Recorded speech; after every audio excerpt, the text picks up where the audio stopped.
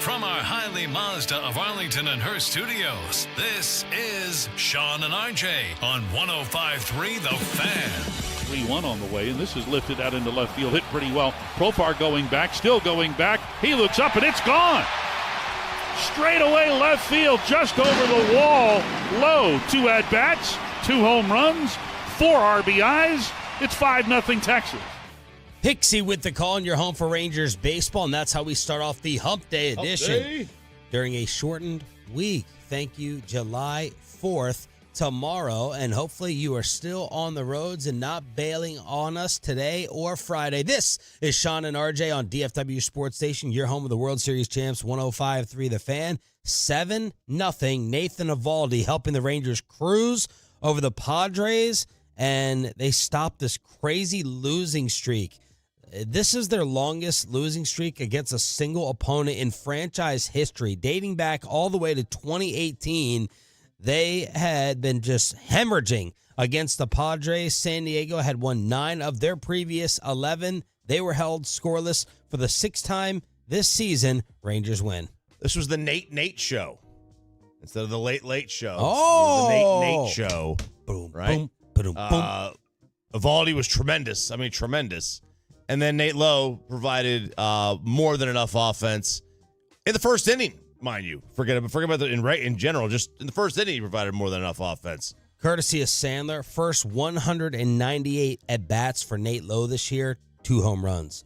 Last 23 at-bats, he's doubled it with 4 home runs. Yeah, from first base, you're looking for more than 6 home runs out of first base in the first half of the season. That's just the reality of the position. The position's it's historically a position of power. You want to generate a lot of power from your corners and obviously your corner outfields. And they just haven't gotten that this year. I mean, obviously Josh Young being injured hasn't helped with the power from third. And then what was Nate the Lowe. original prognostication on how long he was going to be out? Do you remember? I don't remember. Because this has been a while. While you're looking that up. It said 8 to 10 weeks. That was on April 4th. It said 8 to 10 weeks. And then in May 18th, it was projected for a longer recovery timeline. So now MLB Trade Rumors says it was originally 6-week recovery timeline that was lengthened to 8 to 10.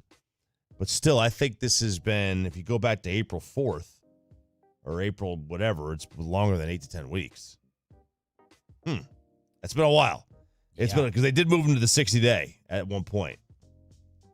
Eovaldi on the night, 1 hitter through 7 on 92 pitches.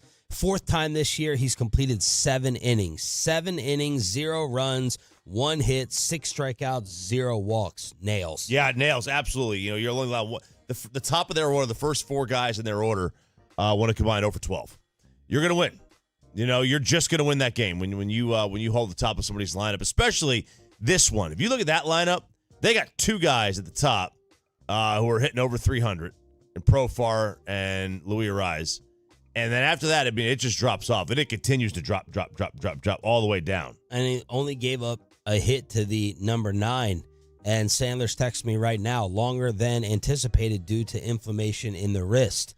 So you continue to wait on Josh Young. Corey Seager was out of the lineup for the 2nd game in a row. And Jurickson Profar, who could be back here in 2 weeks for the All-Star game, ends his 13-game hitting streak. 0 for 3. That had matched his career best, set, of course, with the Texas Rangers in 2016 when he hit in 13 in a row.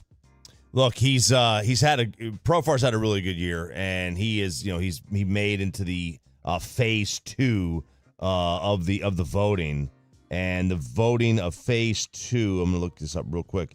Right now, Yelich has got 21%. He's got 20%, and then Tatis has 16%. So it looks like those could be your top 3. He's in a good position right now. The Mariners are trying to open up a little bit of a door as they've lost 3 in a row, 3-7 in their last 10. They're 3 games up on the Astros. They're 7 games up on us. We're 2.5 games up on Wash's Angels. It's about a lot of things. Obviously, the number of teams ahead of them in the wild card has been fluid. It was a couple of teams a week ago, then it jumped about 5 teams. So it's been fluid. But, if Houston and Seattle, win 6 of 10, you're going to have to go on a really tough, really good stretch to pick up a lot of ground. And that's the position they put themselves in. They do have reserves coming. That's the good news. At some point, they got reserves coming. But they're still going to need Seattle and Houston to go in a little bit of slumps. I saw you IG posting some Aaron Judge at bats from the Yankee game, and my buddy has kept me apprised of what Aaron Judge has been doing. Here are his numbers right now compared to his 2022 AL MVP year through this point in the season. When he won the MVP, he was hitting 282. Right now, this man is hitting 321. He had 30 bombs at that point a few years ago. He's got 32 right now. He had 65 runs batted in. RJ, he's got 83 runs batted in. Yeah. So that's improvement. It is, JJ. The OPS is a 968 back in the day. Right now, 1158. He just had the best 50-game OPS stretch of any right-handed hitter ever. My buddy was at the game. My son's girlfriend was my son's girlfriend and her father were at the game yesterday. So he kept sending me all kinds of videos. They were at Cooperstown on a baseball tournament for their oldest son, and just Aaron Judge is like one of those people that I think baseball's missing out on because he's having such a great year. He already has basically missing out on in terms of like lack of capitalizing on the promotion, the right. hype. Like he just had those numbers you read, that was basically Bryce Harper's MVP year in terms of home runs and RBIs. And he's already got like a for the year. And that was Bryce Harper's MVP year from a couple years ago. Like he could have another 60 home run season, probably not, probably high 50s. But to have 80 something RBIs halfway through, it's crazy. It's just crazy, and he's doing it with batting average. He leads all of the majors in the Triple Crown categories now. It's a fun thing to see. There's a lot of things that you could be watching around the sport. James Woods, the young player from Washington, fun dude. He's got like Ellie De La Cruz fun, right? You want to see him on the bases. You want to see Ellie, obviously. I love watching Harper, Judge. There's a lot of guys out there. Ohtani, obviously, that you can see. And I just don't think the sport capitalizes on these players enough. No one in the American League, no one in baseball really is on any type of crazy winning streak. No one in the NL has won more than 2 games in a row right now. Ooh. And no one in the American League has won more than 3 games in a row right now. Minnesota is leading the way with a 3-game win streak. 3-game win streak. Yeah. Didn't we just have a 7-game win streak by Houston a little bit ago? Yeah, it's a quirk. It's a quirk, and you wonder if somebody have like a major long losing streak to go along with that. But I mean, that's good for the sport. The bad is that you might have teams under 500 making the playoffs. I think right now in the NL, you might have an under 500 team that would be in the day. The Orioles are up 1 on the Yankees. The Guardians are up 6 on the Twins. We told you about our division. The Phillies are clear the Braves by 9 games. Milwaukee is up 6 on the Cardinals, and then the Dodgers are up 8.5 on the Padres. So baseball can't be thrilled about the gaps taking place in the National League, and you got it really tight in the American League East, not so much in the Central, and then you have the AL West. Yeah, what you don't want is you don't want 5 of the playoff spots to be locked up by the 1st of August. Like that's what the sport doesn't want. They want to have tight races. And the AL West could be part of that. If the Rangers, kind of close the gap, you could have a nice 3-way battle, just like you had last year for the top of the AL West. That's fun. But what you don't want is what you got in the National League, where every division is going to be decided basically almost already. But, midway through August, where you're going to have everybody, from the Dodgers and the Phillies wrapping up their divisions, and then you just be fighting for wild cards. Bobby Belt is out till Friday. That is good for him because there's another huge victory for me over Roberto. What's new? Is anyone actually out listening on the roads, or did all of y'all roll out And apparently the Dallas Mavericks traded for Draymond Green, not Klay Thompson, according to a Warriors insider. All of that is on the way. We have a Rangers All-Star edition of High Low at 9 o'clock with Corey Majors. Brett Boone will join us in the final hour of the show as well, and we'll chop it up during the 7 o'clock Expressway. The Hump Day edition of Sean and RJ, just getting started on the Fan. Coming up in the next G-Bag Nation, we keep getting you set for Cowboys training camp. Krusty's Corner at 2:40. And, of course, we got LA Live at 5:40 in the Expressway. Join the nation 2 to 6:30 on the Fan. Eric Chiafalo sitting here with Jeff Jr. at Trajan Wealth. Now, Jeff, you've helped a lot of people determine how much to put into their 401k and what investments to put it into. But you mentioned a big mistake that most people make. What is that? One of the biggest mistakes people make is leaving their 401k behind when they leave their job. And another big mistake is rolling it into your new 401k. Really? Why is that? By leaving it behind, you completely lose control. You never want to leave your money with an old employer. And if you roll it into a new 401k, you'll often have limited investment options and may incur costs to do so. Trajan Wealth can help complete the paperwork free of charge and do a tax-free rollover. We can then help invest it according to your exact retirement goals and not just what the employer's offering. If you've got an old 401k or one that you rolled to a new employer, call Trajan Wealth today at 469-579-3500. Advisory services offered through Trajan Wealth, LLC, an SEC-registered investment advisor, paid advertisement. The 4th of July sales event is happening right now. One of the best dealerships in all of North Texas. It is Platinum Chrysler, Dodge, Ram, Jeep. What's going on, Tolos? RJ Choppy here. And if you are looking for that brand new Chrysler, Dodge, Ram, or Jeep for the rest of the summer and beyond, then go check out Platinum Chrysler, Dodge, Ram, Jeep. In fact, go to the website, PlatinumCDRJTex.com. Find the vehicle you're looking for. You get it at an incredible price because if you drive a little further, you can save a lot more at Platinum Chrysler, Dodge, Ram, Jeep.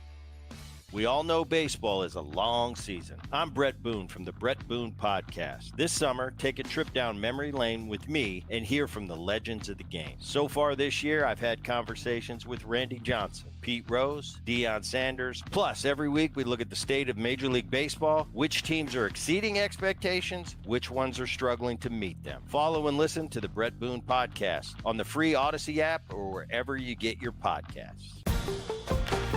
If you want to buy a brand new car, if you need to buy a brand new car, the one-stop shop for you is Platinum Chevrolet in Terrell. That's why in the last 3 years, my family has bought not one, not two, not three, but 4 cars from Platinum Chevrolet. You walk in, pound your fist on the table, and demand to see GM Justin Rudd. Clear upfront pricing. The price you see online, that's the price you're going to pay. Shop online and let them deliver your new Chevrolet. Visit PlatinumChevyTexas.com and drive a little further to save a lot more. Chevrolet, together let's drive. Have we been tricked, burdened with debt, and made to feel like we have no other options? And with prices skyrocketing all over the country, credit card debt, medical bills, and other unsecured debt that were once manageable now feel impossible to pay back. So how do we fix it? With accredited debt relief. You can consolidate your debt into one affordable monthly payment, which could save you hundreds of dollars a month. No matter if you have $25, $50, or even $100,000 of debt, a debt specialist can create a personalized plan customized to your budget. Accredited Debt Relief has helped over 300,000 Americans to get out of over $1 billion of debt. And you could be next. With an A+ rating from the Better Business Bureau and thousands of 5-star reviews, Accredited Debt Relief is committed to helping those who feel tricked get out of the never-ending cycle of debt. Call 866-491-0944 to start your free consultation today. That's 866-491-0944. 866-491-0944. Program and services not available in all states. It's 105.3 The Fan, brought to you by Telesystems. We make sure hackers don't mess with Texas. Telesystems' job is to allow business leaders to sleep better at night knowing that their cybersecurity, networking, and communications stay connected and protected. Visit hackersuck.com to learn more. IT is about trust. Anyone out there? The Wednesday edition of Sean and RJ coming at you live. We got Peyton running things live on the Fan Cam, Twitch, and YouTube. Thanks for being a Tolo. That stands for Turn It On, Leave It On. And now we got David Beckham on our Fan Cam. Oh, do we? Yes, we do. Soccer season, baby. What's that? Soccer season. Is that our Fan Cam? We keep getting a different view in here. That's not what's on. No. I see it right here. You guys are live. This shows a picture of you. It's just I don't know what they're doing with that commercial TV right break there. according to that. Okay. How many people do you think are going to be out on the roads today and Friday? Friday less, I think. Today you might get some, but man, I'll tell you, I noticed like this on Monday driving in how crowded the roads were at 5 a.m. and a lot of people were reposting it back on Twitter saying, "Hey, we're on the road getting to our vacation destination for the week." Man, did I find out I did a cram session, baby. Oh, baby. On Destin, Florida. Oh, yeah? Yeah. I was trying to look at those JSX flights, kind of like the poor man's version of a private plane, because I'm not going to take a 4-year-old and a 2-month-old in an airport and sit there and wait for the delays and the chaos. So I'm like, okay, what can I afford? What can I pull off here? And they only go to like 8 or 9 cities in the country. Destin was one of them, and I hear everyone talking about Destin, and man, did I get flooded with suggestions and places to go. And just as I was looking to go to Destin, it looks like I've already kind of missed the boat, as people are like, nah, it's already commercialized and overpopulated. You want to go to 30A or 16B. I guess that's the name of some other city that's fancier, more uppity, according to our boy Anthony DiVincenzo, who we used to work with. So Destin got put on the back burner. I got a guy who goes down that area all the time. But we went to McEwen. Yeah, Mike McEwen, my attorney. We went to. I think I give McEwen more business than you do with all the people asking me for divorce attorneys.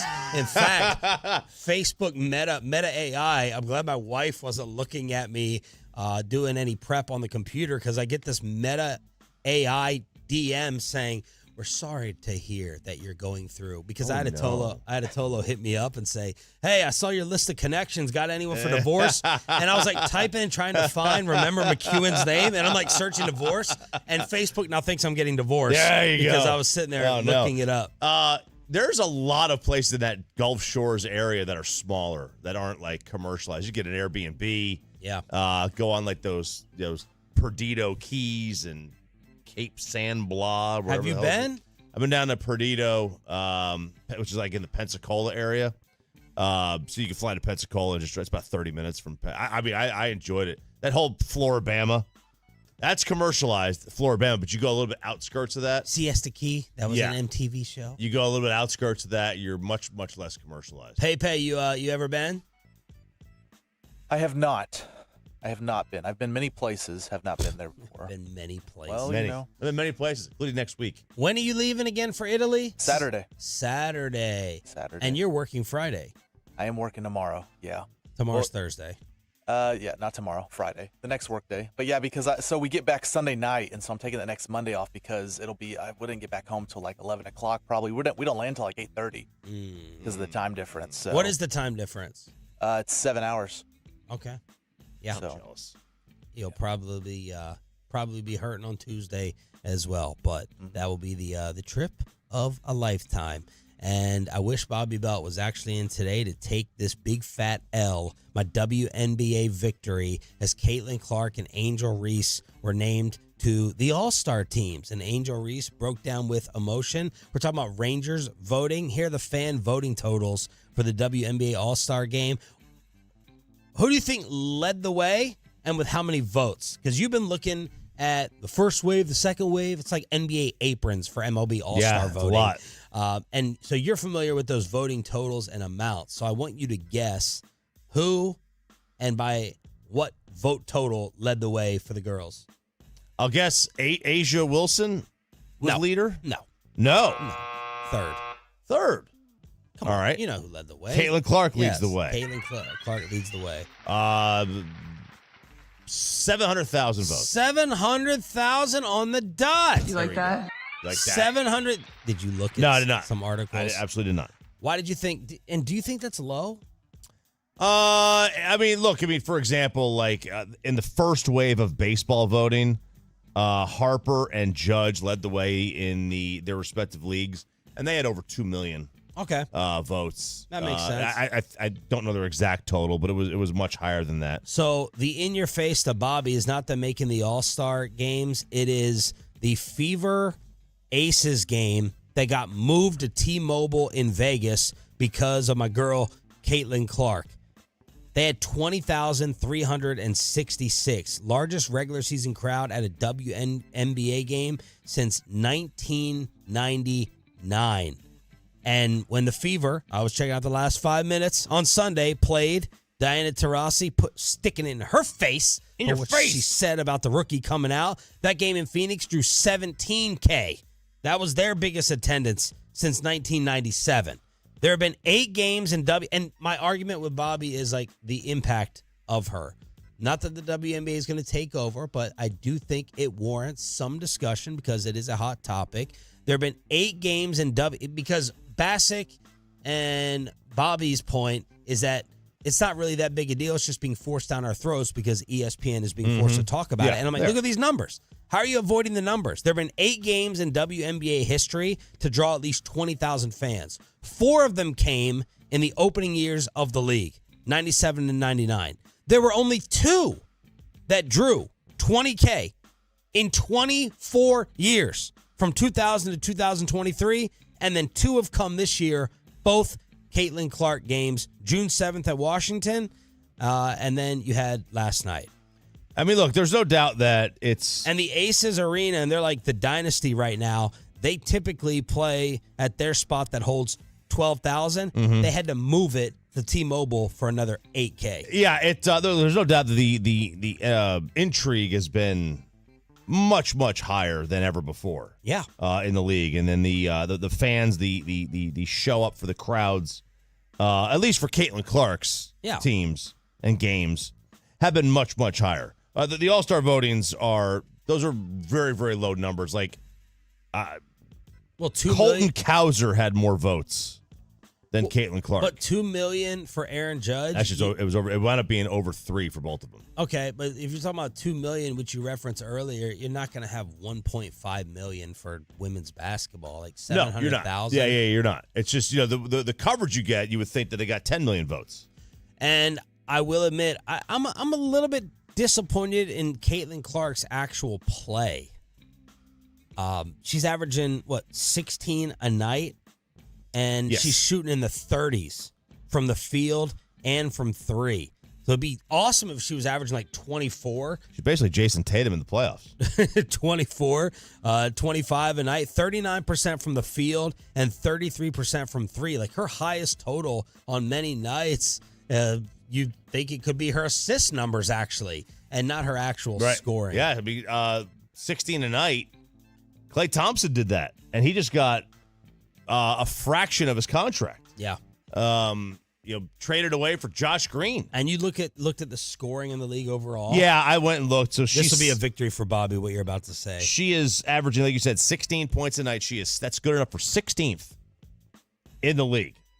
16 a night. For 16th in the league.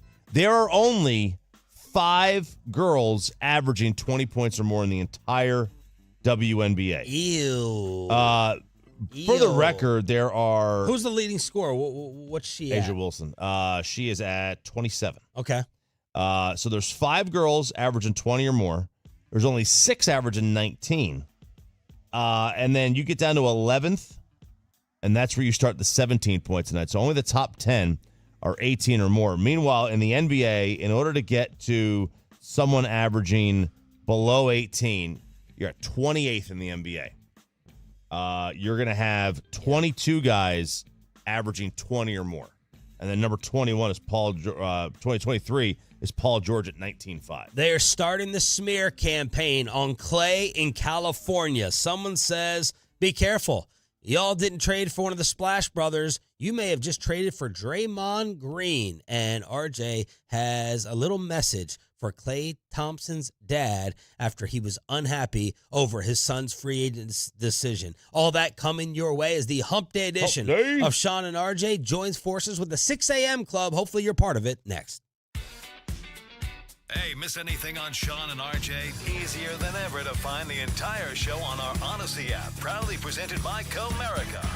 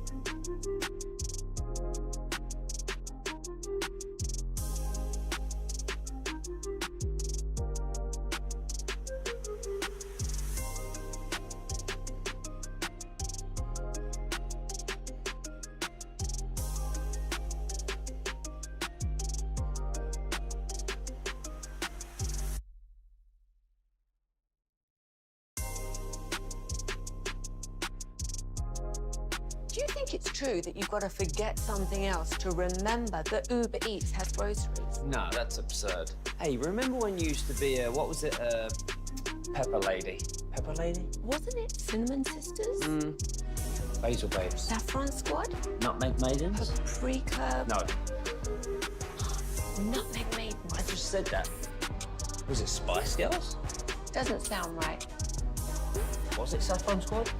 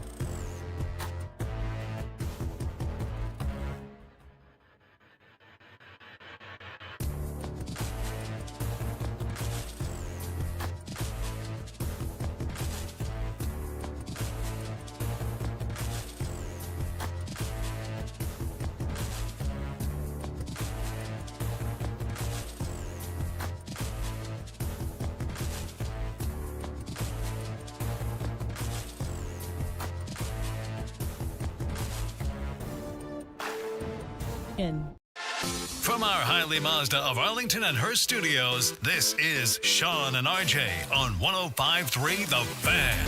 Good morning, Metroplex. Shout out to the 6 a.m. club. Thanks for turning it on, leaving it on. Sean and RJ, we're going to lead you into July 4th and your shortened week as quickly as possible. Corey Majors will join us for a Rangers All-Star version of High Low, along with Brett Boone. In the final hour of the show, we are your home of the World Series champs. But, of course, we have been obsessed with the Dallas Mavericks and the Klay Thompson signing. And yesterday, you had sent over a little blurb that kind of got buried because this came out 2 days ago. And this is from Jason Dumas. Jason Dumas, just so you know, is the sports director in California, sideline reporter in the G League, and host on the station that I hate, 95.7 The Game in San Francisco, California, with that morning show that only does 3 hours during morning drive. So this guy, he's got some credentials. This isn't Sexy Ricky or whoever we were talking about. Pretty Ricky. This isn't Pretty Ricky, who we were talking about yesterday with the CeeDee Lamb possible trade request. Here is what Jason Dumas tweeted. Klay Thompson's antics behind the scenes have been equally exhausting as Draymond Green's. Klay has been equally as exhausting. It's not as loud. It's not as loud because it's not you stomping on someone's chest. If he's slamming stuff on the bench and sulking and doing that on the court, how do you think it is in practice? How do you think it is in the locker room? It has been uncomfortable. It just doesn't come out as loudly as Draymond's. Concern? You think legit? Or an attempt at a smear campaign for the Warriors to try to save face a little bit to their fan base who are not happy that the dynasty is over and has been broken up? I think it can be both. I think these things absolutely can be true, and also that this is a disgruntled teammate, employee telling Dumas these things about Klay. So, I think it can be like he is being... equally exhausting as Draymond. I take issue with that. You want to say, hey, Klay can be temperamental. Klay can throw a lot of fits. Klay can sulk. Okay, fine.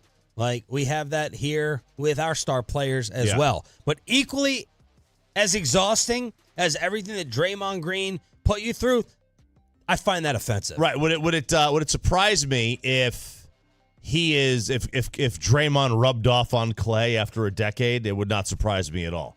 Would it surprise me that Klay has a diva aspect to him because he was, seen as one of the best shooters of all time, and then they offer him a lowball contract, and that kind of made him think it kind of gave him that diva mentality? Yeah, I could see that. Yeah. Does that mean that it carries over? That's the thing. It doesn't always carry over stop to stop. And maybe it was more last year. Maybe it was more last year. Last year versus throughout his career, because all the insiders are saying Klay knew last year it was over.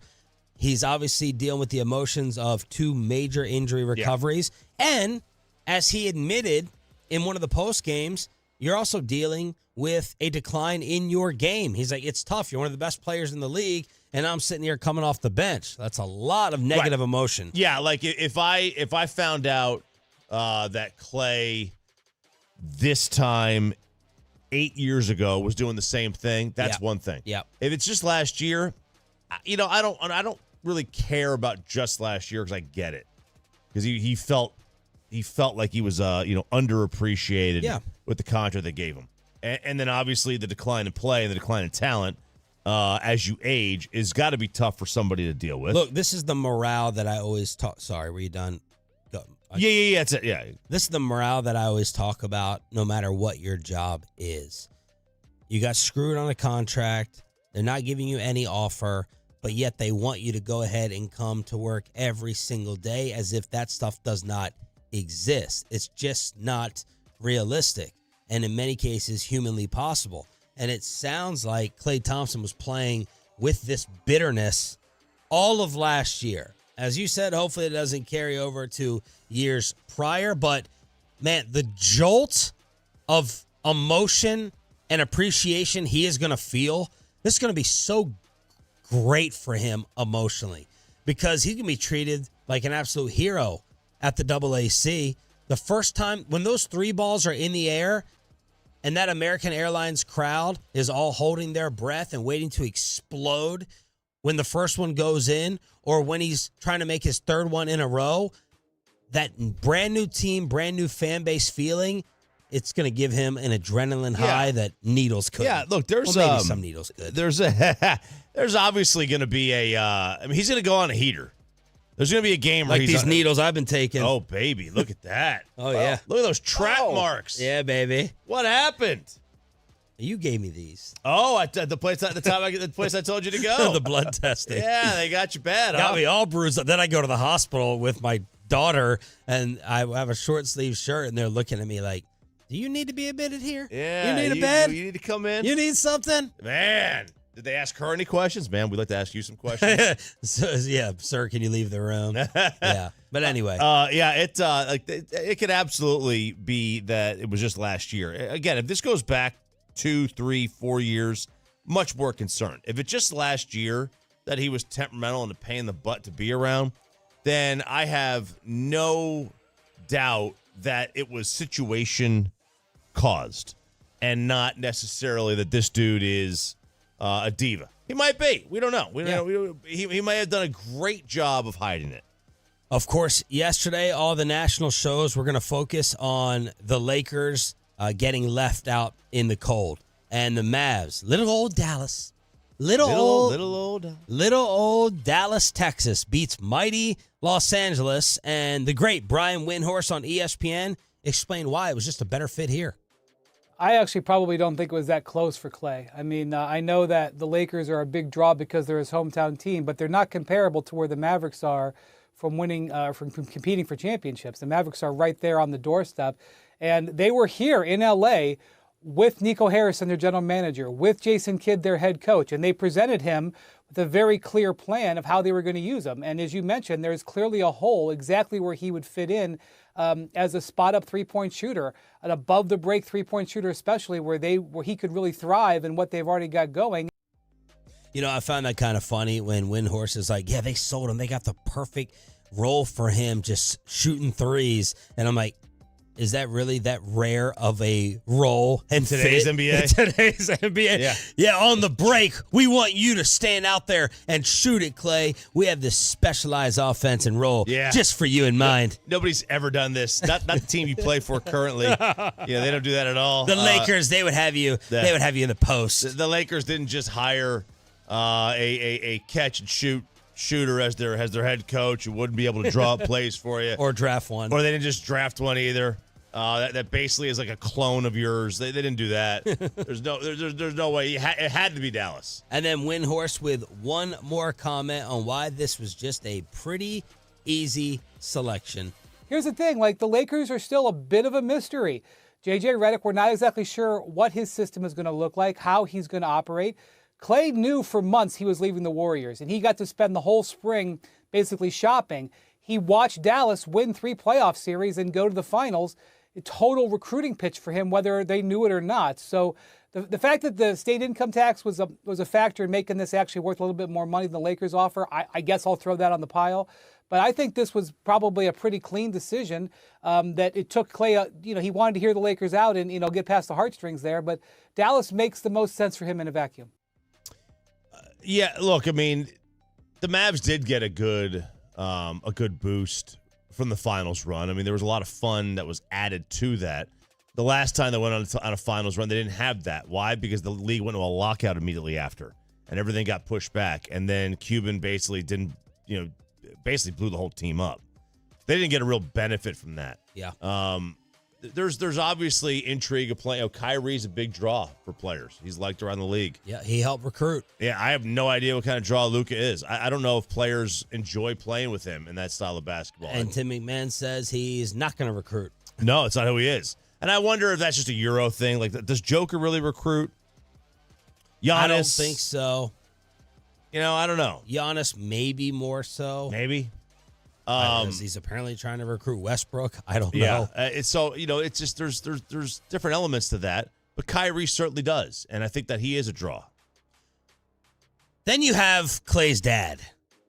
This loser. This little bit selfish from Michael Thompson, the former Laker and current Laker broadcaster who hopped on Sirius XM and was asked for his raw emotion in the moment after his boy did not pick the purple and gold? Yeah, hold your congratulations, Frank, and Scal. I'm not too feeling too much in a congratulatory mood right now. Because obviously it's Klay's decision, it's his life. He's a grown man, 34 years of age, just like we were 34 at one time. Scal, Frank, and our father used to give us advice, and we would go choose our own path, and that's fine. That's what life is supposed to be about. But I'm really disappointed. I was hoping, as you can assess, that he would be a Laker, and it was close. It came down to the Lakers and the Mavs, but the Mavs won out. But me, I was hoping and praying he'd finish his career with the Lakers. He's crushed. He's crushed. He said, "Hold off on the congratulations." Yeah, I'm not in a congratulatory mood. Are you kidding me? You gotta be kidding me. Here's my possible theory. Is he just trying to kiss ass to the Laker fan base and organization, to be like, oh, I don't even want to congratulate my own son because I love the Lakers that much? Is this self and job preservation at the expense of being happy for his kid, which he may be really behind the scenes. I don't know. That's just what I was thinking because, like you, it was so hard to fathom that he's this crushed, devastated, and upset that his kid made a decision that he thinks is best for him while being closer to a 5th ring. Yeah, I don't know that. Isn't Michael Thompson been there forever? Isn't Yes. he, like they're not going to fire him for being a father and just speaking. Like they're not going to do that. Like this is wild. Like I'll tell you, like if Luka decides he's going to go play baseball at the University of Alabama, Your kid, my son, you will never catch me in Tennessee gear again. You just won't. Yeah, man, I jumped ship I stabbed Joey McGuire, Texas Tech in the back for Vanderbilt, my godson. You will never catch me in Tennessee gear again. If my kid goes to wherever he goes, either one of them, that's my team. Like that's who I root for. If there's a play there, if he's going to go there, we have a different story. But he's going to play there. Yeah. They then asked Michael Thompson, how close was it? How close was the decision between L.A. and the Mavs? When he told me that the Lakers were talking to him and or going to talk to him, and the Mavs too, obviously I tried to sell playing for the Lakers. Obviously that's the right thing for me to do and the proper thing for me to do, and I felt like it was the correct thing for me to do because I really believe in this franchise. The franchise has been so good to me and my family, including Klay. He grew up a Laker fan. He grew up idolizing Kobe Bryant like most players his age, most kids his age. So I just thought it seemed like it would be the perfect fit for him to finally come back home because we always talked about him playing for the Lakers if he was not a Golden State Warrior. Where else would he want to play? And, of course, being a fan of Kobe's, he would have loved to have played for the Lakers, but he had a chance, and when the chance came, he chose the Mavericks instead, and I'll live with it. I accept it, and I'm happy for him that he's happy with his decision. But, yeah, of course, I tried to sell him on the Lakers. Yeah, I'll wake up tomorrow. I'll be alive. I'm going to live with this decision. I'm going to live with it. What does it say, man, that LeBron James, maybe the greatest player of all time, calls you immediately? They offered more years, and your dad was there. Yeah. And you still said no. I did. Are you embarrassed? It makes me question the relationship him and his dad have. And really like whether he loves LeBron or not. Makes me question those things because this is such a deviation from the rest of the NBA. The rest of the NBA, they don't necessarily view team fit. They view city and friends. They want to play with their friends. They want to play with their city. And this is kind of a deviation from all that. It just is. Like you gotta be honest. Like Dallas does not get chosen in the NBA circles. The Mavs got chosen here. That's cool to see. Someone says that we are potentially 1 month away from everything blowing up on the Dallas Cowboys. We'll tell you who said it and see if you believe it next on Sean and RJ.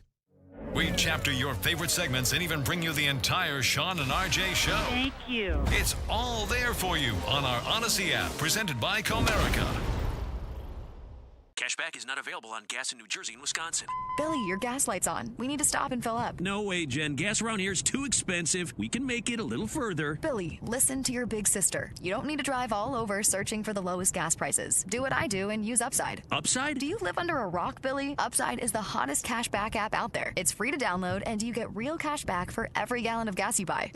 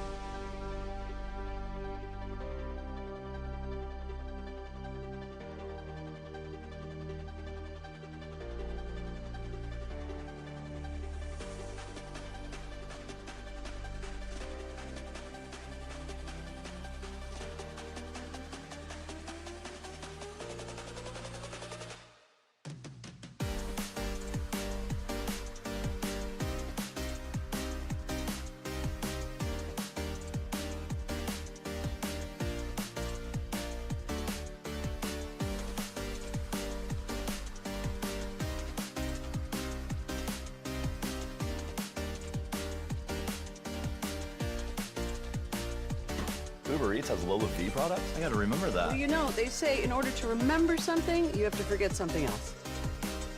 Okay, now that is a very cute haircut. That's like a little shag. I've never seen it before. Well, I mean, of course you have. It's the Rachel. Oh, is that your name? No, I mean like your name. No, I'm Jen. My name's Jen. Right, but I just mean like this is your haircut. But that's hair on your head. I'm not saying this is your hair. Okay, freaking me out a little bit.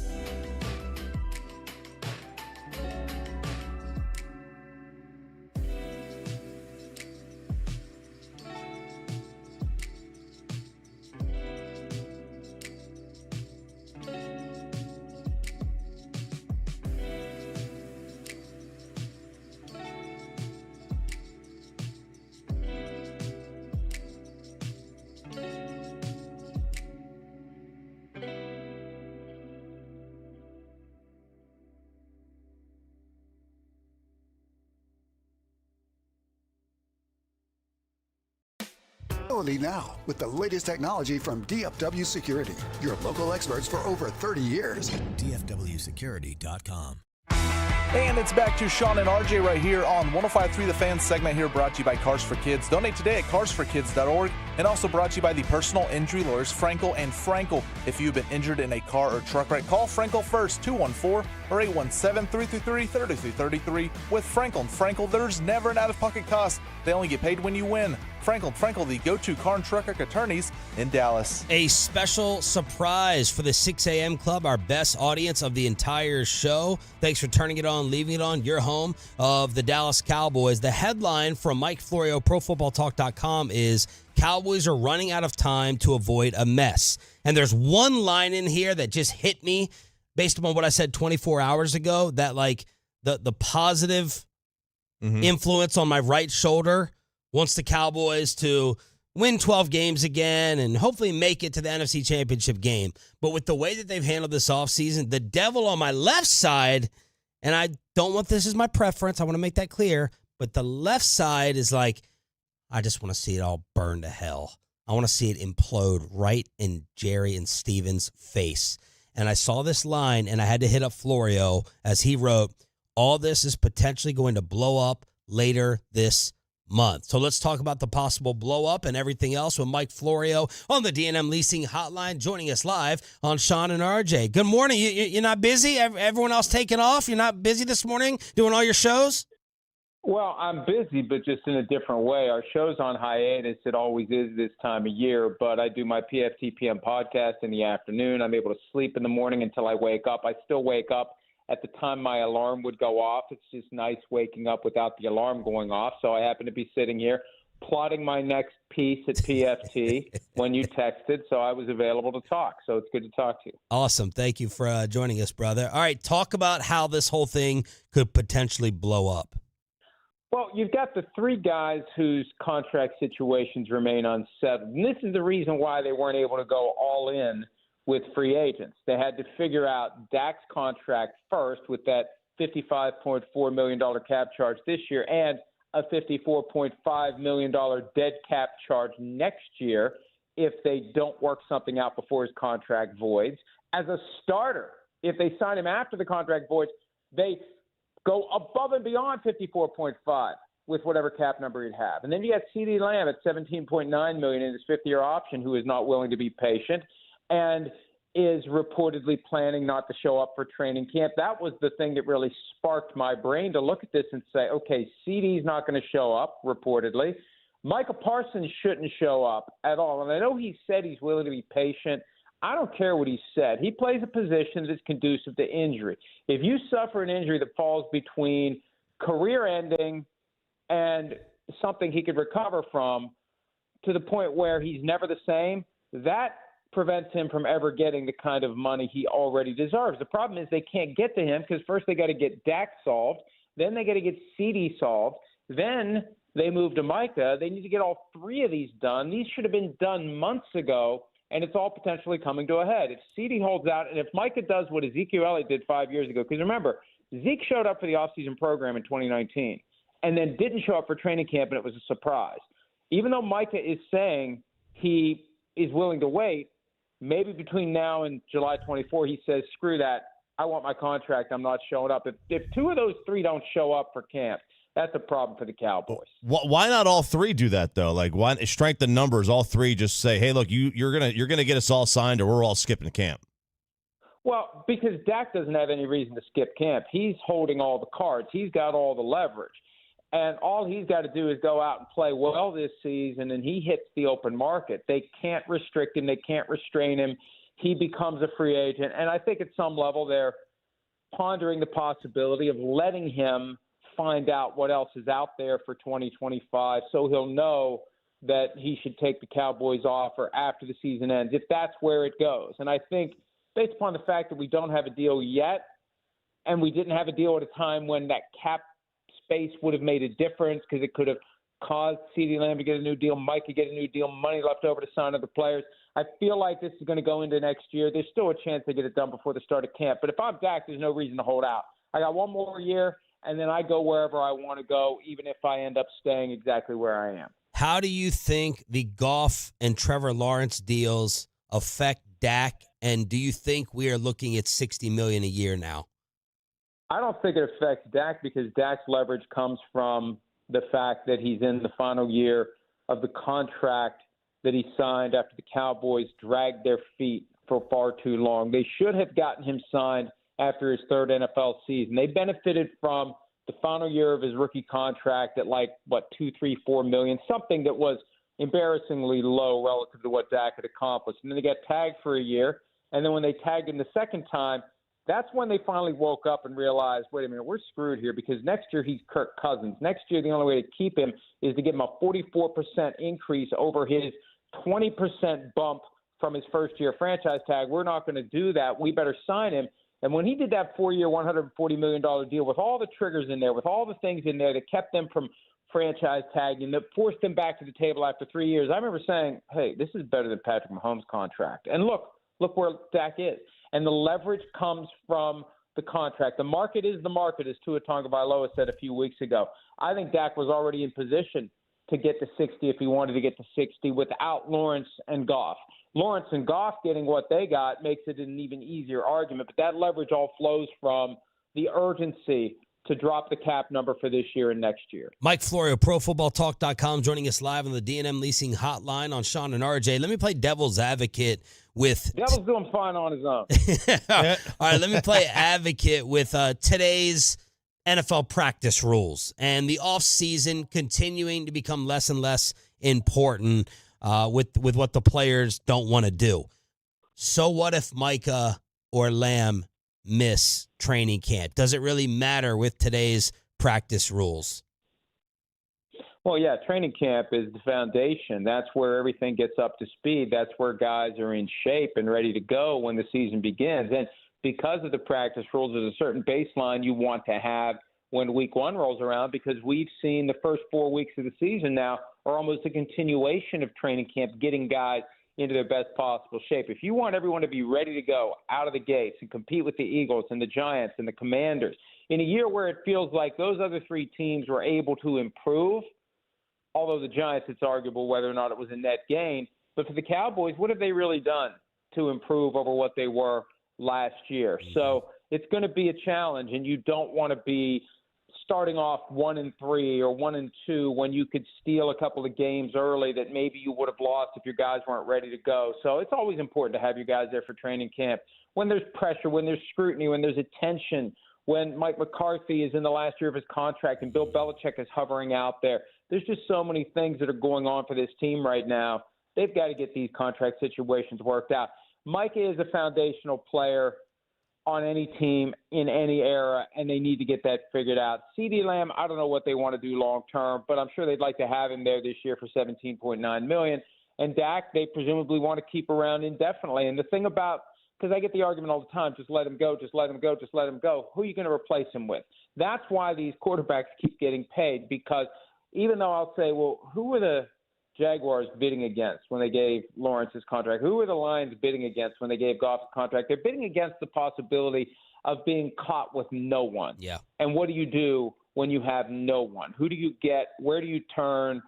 And you roll the dice in the draft and you hope a guy, look at what happened to the Vikings. Cousins is gone, and they got to hope J.J. McCarthy develops. And if he doesn't, where do you go next? And I think the Cowboys want to avoid that. Where do we go next at quarterback? Mike, have you heard other teams start itching over the possibility of Dak hitting free agency, or too early for that? Too early for that. But, look, there will be plenty of quarterbacks that become free agents after the season. That's become a recent trend. For years under the relaxed and almost true free agency rules of the NFL, veteran quarterbacks who were good enough never made it to free agency. We've seen over the past several years more and more guys hit the market. And I've raised this question with Dolphins fans who are adamant that the Dolphins should break the bank for Tua. And I raised the question with Chris Sims on our PFT Live show before our hiatus. Would you rather pay Tua $50 million a year now, or wait until next year and pay Dak $60? And you can make the argument it's better to wait for Dak if you're Miami and pay him and sign him instead of making the commitment to Tua, that Dak in that offense would be far better than Tua has been. So I think teams would be foolish to not be doing their long-term planning, but so much of it depends upon what happens this year. And what happens this year is there's going to be good teams, there's going to be bad teams, and the bad teams are going to be looking for ways to get better. And one way to get better is to get a new quarterback, and Dak is going to be, absent a deal that gets done before the end of the season, Dak is going to be in that mix of potential options for teams looking to improve. Mike Florio here on The Fan. We've heard conflicting reports now about Mike McCarthy being fed up with Jerry Jones. What have you heard, and what do you make of the stories? Well, this was one of those things that was said weeks ago, and one of the Twitter bots breathed life into it last week, so I ignored it. And I think when you look at what Tyler Dunn said on a podcast, it wasn't as jarring as the way it was presented by whichever Twitter bot account ended up dusting this thing off. Of course, Mike McCarthy is going to have a certain degree of frustration. He can say, I've won 12 games for the last 3 years. Why don't I have a new contract? Why do I have to go out and sing for my supper? Why do I have to prove myself? Why do I have to coach through this distraction of being a lame duck? There was a time when NFL teams did everything they could to not have a coach in the final year of his contract. Now, those days have ended, but it is a distraction, and it does undermine the authority of the coach when you got guys in the locker room who are able to look at each other and kind of roll their eyes and say, this guy's gone by next year anyway. Who cares what he says? Who cares? He has no power over us. He's getting fired at the end of this season. Or maybe he'll get fired, or maybe he'll be back, or maybe he'll choose to leave. But you don't have that same ability to lead a locker room full of men when you are in the last year of your contract. And I think that's one of the problems here. I think Jerry just should have moved on and gone after Belichick or somebody else. But look, for all the money that Jerry has, there is a strong element, and I think he's great for the NFL, and he deserves his bust in the Hall of Fame. And I think he, as a marketing genius, has raised the league and the Cowboys to unprecedented heights. But, man, can he be cheap. He does not like to pay coaches to not work for him. Are you kidding me? I mean, he does not like to do that. And this would have been the year to make the change. And they clearly thought about it because they issued this statement that we're bringing back the coach. Who does that? What functional organization in the NFL says, oh, yeah, we're not firing our coach? No, they did, but they should have, and he should have paid him to go away so he could have tried to upgrade and hold this team together and improve this team and move forward and try to finally get back to the NFC Championship game after a 29-year absence. That is amazing to me. The fact that the Cowboys played for the right to go to the Super Bowl in 16 of the first 30 Super Bowls, and they've yet to play for the right to go to the Super Bowl in the 28th since then. Wow. That's amazing to me. So talking about all that, and people are bringing this up on our fan text, are the Cowboys like kind of, I don't want to say purposely trying to blow this thing up, but is there any element to the idea that they don't want this thing, and like you said with Mike, they could have given him a 1-year extension or whatever. They don't want this thing to succeed this year, so they have an excuse to make changes and blow it up. I don't know that. Look, this gets back to the thing that dawned on me as we were trying to decipher what all in means and why they didn't go all in. And I just think at some level, I don't know that Jerry is truly being honest with the fans when he does the whole, you'd be shocked at the size of the check that I would write if it would guarantee a Super Bowl, and I want me some glory hole, and all the things he's said over the years. Sure. I think what he ultimately wants to do is keep the Cowboys profile and profitable and look at the value of the team. And they're still America's team.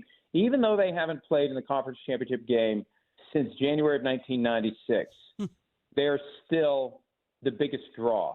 They are still the team. The Sunday ticket trial. I don't know how much you guys talked about that, but if the NFL's broadcast antitrust exemption ever went away and the teams had to sell their own rights, the Cowboys, and he singled out the Bengals when Jerry testified at the trial, the Cowboys would get dramatically more money than any team.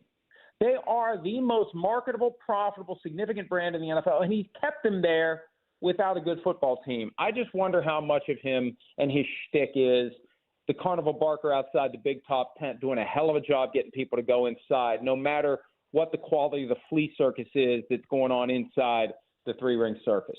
Mike Florio, ProFootballTalk.com, Football Night in America, joining us with the 6 a.m. Club. I asked you, hey, should we talk about Father of Mine? And you said no. Son of Mine? Sequel to Father of Mine coming September 3rd, baby, and it's ready to go. And I remember when I did Father of Mine, I thought, I don't know if this is any good. And I got really great feedback on it. I say, well, I guess it was pretty good. This one, I look at it and I say, this thing is good, baby. It's coming. If you haven't read the first book, read it now. You got a couple of months. And I've written it so it kind of stands alone. So it could be that somebody finds it and reads the second book and says, hey, that was pretty good. I'll go read the first book. But September 3rd, I'll make sure you guys have copies. And I'll make sure I pester you to get me on so I can, get all the Cowboys fans feeling all warm and fuzzy about the chances of the team to finally get back to the NFC Championship. Thank you, brother. It is a treat to get you on this early, unlike the Super Bowl. So we appreciate you. Hey, I'm sorry. Hey, if I was in Las Vegas today, I would not have taken your call. It's all about time zone. I think your wife. Jet lag. I've learned that when you have jet lag, you can milk that apparently for like 2 weeks. That becomes an excuse for like 2 weeks now. So I'm all over jet lag. Yeah, I know. I'm surprised your wife didn't block my number herself after we were hanging out in Vegas. Thank you, Mike. Happy 4th, man. You're the best. All right. See you guys. Mike Florio, ProFootballTalk.com on the D&M Leasing Hotline. Another friend of the show has been banned from Philadelphia because of a concession stand. What happened to the Burger King? Next on Sean and RJ. But speaking of food, speaking of concession stands, there is one place to go when you're heading to a Rangers game, and you found this out yesterday when they had the awesome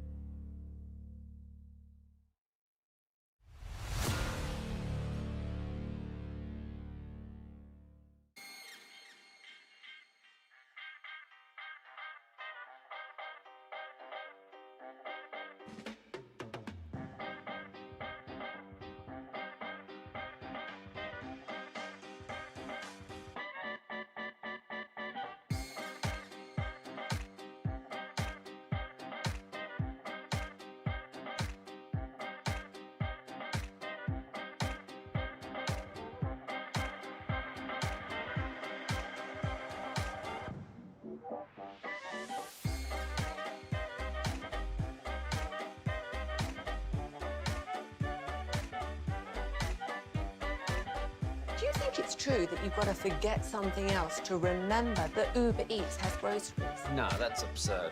Hey, remember when you used to be pepper lady? Pepper lady? Wasn't it Cinnamon Sisters?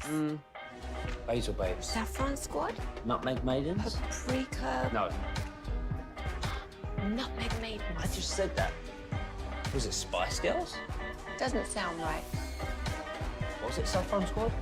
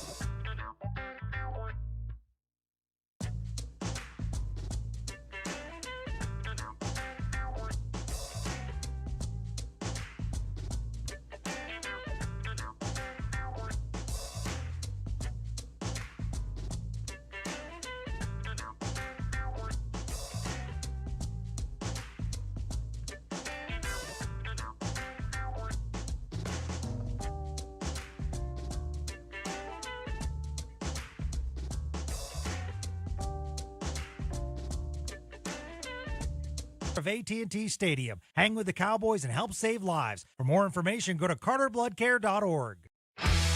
And it's back to Sean and RJ right here on 105.3 The Fan segment here, brought to you by Classic Chevrolet. Classic Chevrolet in Grapevine is the #1 Chevy dealer in the world. More Silverados than anyone else. This is Texas. This is Classic Chevrolet. Together, let's drive, relax, enjoy the difference based on new Chevrolet registrations 2023. We have broadcasting and player scandals to bring you. For the 6 a.m. club, thanks to Mike Florio with the special appearance. Last segment from ProFootballTalk.com, talking about the possible Cowboys implosion in a month when the entire radio station is going to be in Oxnard, California for Cowboys training camp. 3 weeks. This story hit me in the feels yesterday. Howard Eskin, longtime nemesis of the Sean and RJ show, Mr. Philadelphia, a.k.a. the Burger King, Eagles sideline reporter, WIP in Filthy, has been barred from Citizens Bank Park for the remainder of the Philly season after an investigation found the longtime Philly broadcaster made an unwanted advance toward a female concession employee. Yeah, it was Aramark, which is like, a concession stand company, right? They provide the concessions, like kind of like Legends Entertainment, which is a joint Cowboys Yankees venture that now has dozens of stadiums around the country. Aramark is the other big one, and it sounds like he made an unwanted advance in May at a concession stand worker. Now, it may have been somebody in the front office, the manager. It may have been somebody working the concession stand in the media press box. May have been somebody in the stands. The employee, according to sources, accused the 73-year-old Eskin of giving her an unwanted kiss at the ballpark, which resulted in an investigation. And then our company, Odyssey, also the parent company of WIP and Howie's employer, confirmed the unwelcome kiss in a statement. And it was their suggestion that Eskin be banned for the rest of the baseball season. He was reportedly sitting in the exclusive area behind home plate when the incident happened. So was this someone that was delivering? I've sat one time in those twice. And they bring you food and drinks. You get it brought to you. Shout out runners. Kyle, Emerald Custom Pools, hooked me up with these dream seats during the World Series. And I'm like, wait, you don't have to get up and go to any concession stand? You don't have to order? Are you freaking kidding me? So I don't know whether it was that person, but Odyssey initiated the ban.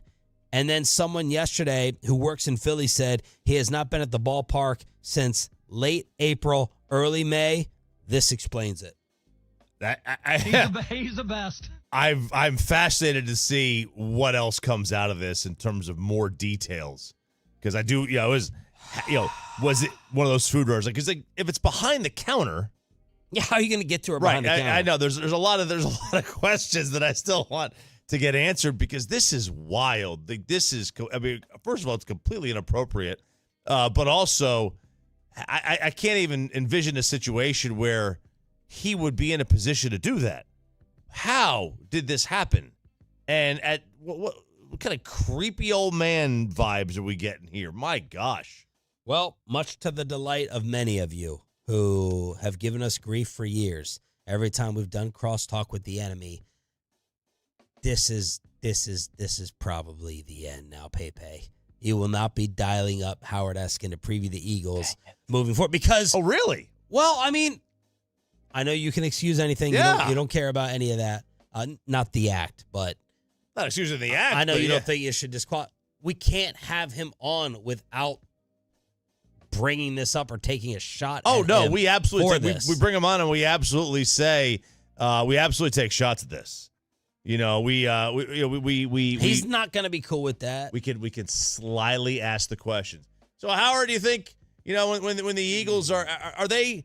Do they have any concessions about this year's the team against the Cowboys? We can kind of throw things in there. Okay.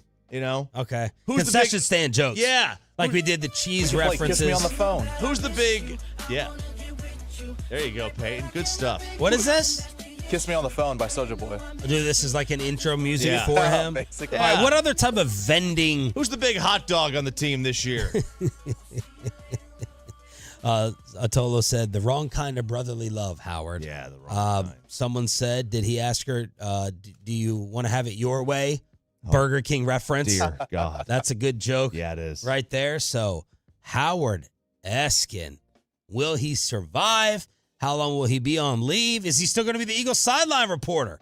He's got Big Dom there to keep him in check during Eagle games. Yeah, Big Dom ain't going to let anything happen. Because he's back. Big Dom's back. Imagine being 73 and going to be a beat reporter covering baseball games. I'll have pictures Randy Galloway in that booth chewing on that damn cigar. Yeah. He wasn't 73 then, though, was he? No. Oh, he was. I mean, he was at games all the time, and he would write when he was still writing. But I'm talking like 10 or 11 years ago when we saw him in the booth, in the press box. Was he 73 then? Yeah. He might have been. He might have been close. Not quite 70. Maybe late 60s, early 70s. But he wasn't on a beat necessarily. He was just a columnist. Writing. Okay, 81. He's 81 years old. Randy is. So yeah, he's late 60s. Wow. And there's Howie, 73, banned from Philly games. You see this story with the Tigers broadcaster? Craig Monroe? Yeah. Yeah. You been following that? Not really. I just saw that yesterday. He's been taken off the air accused of grooming and sexual abuse. Sports broadcaster, former Tiger, 47-year-old Craig Monroe was taken off the air indefinitely after he was accused of sexually abusing a woman since she was a minor. 12. This is a 35-year-old woman now, went to social media with these allegations last month, said starting at the age of 12, he was in his early 20s, that he sexually assaulted her for years. Fox 2 spoke with her. She asked to remain anonymous. her family was his host family. Yeah. When he played for a minor league baseball team in the early 2000s. It started with Monroe coming into her room to fondle her, and it escalated from there, eventually leading to intercourse, according to her, when she was 15 years old. Once she turned 18, the two of them were in an ongoing consensual and sexual relationship. However, he would prostitute her to his friends and acquaintances. It's sick. Yeah, so like you'll see this. I don't know if you see it as much now as you did then. You definitely see it in hockey where they have these. It's called billet. It's a billet family. Like you're living with a host family. You see it a lot, like in the Cape Cod League, where you go to a host family. I didn't know they had the minor leagues, and they might not anymore. But this is obviously one of the scary situations that families put themselves in, welcoming a stranger to their home. They have no idea what that person's capable of. They're doing it. They're trying to make a little bit of extra money on the side, and they have an extra space, and they're doing something nice for the community. But this is obviously something that you do not plan for and do not expect is going to happen, and you have sick individuals who wind up doing something like this, and it ruins your child. Bobby just texted Gateway Church about to hire Craig Monroe as their new pastor. Bobby. Timely. And timely. He has been with the Tigers as a broadcaster, it looks like, since 2012, immediately taken off the air by Bally. Yeah, so they have a situation, kind of like the Rangers do, where they have a bunch of different guys that do the games. So they just haven't scheduled him while they investigate this. Remember Campaign? Not Cameron Artist Payne? Not the Campaign. Campaign. He was on that Suns team that imploded and got embarrassed by the Mavericks. Well, the NBA free agent was arrested last month after a late-night incident because of a fake name. Police arrested him in Mexico on the morning of June 14th, according to TMZ. He made the 911 call that led to it all.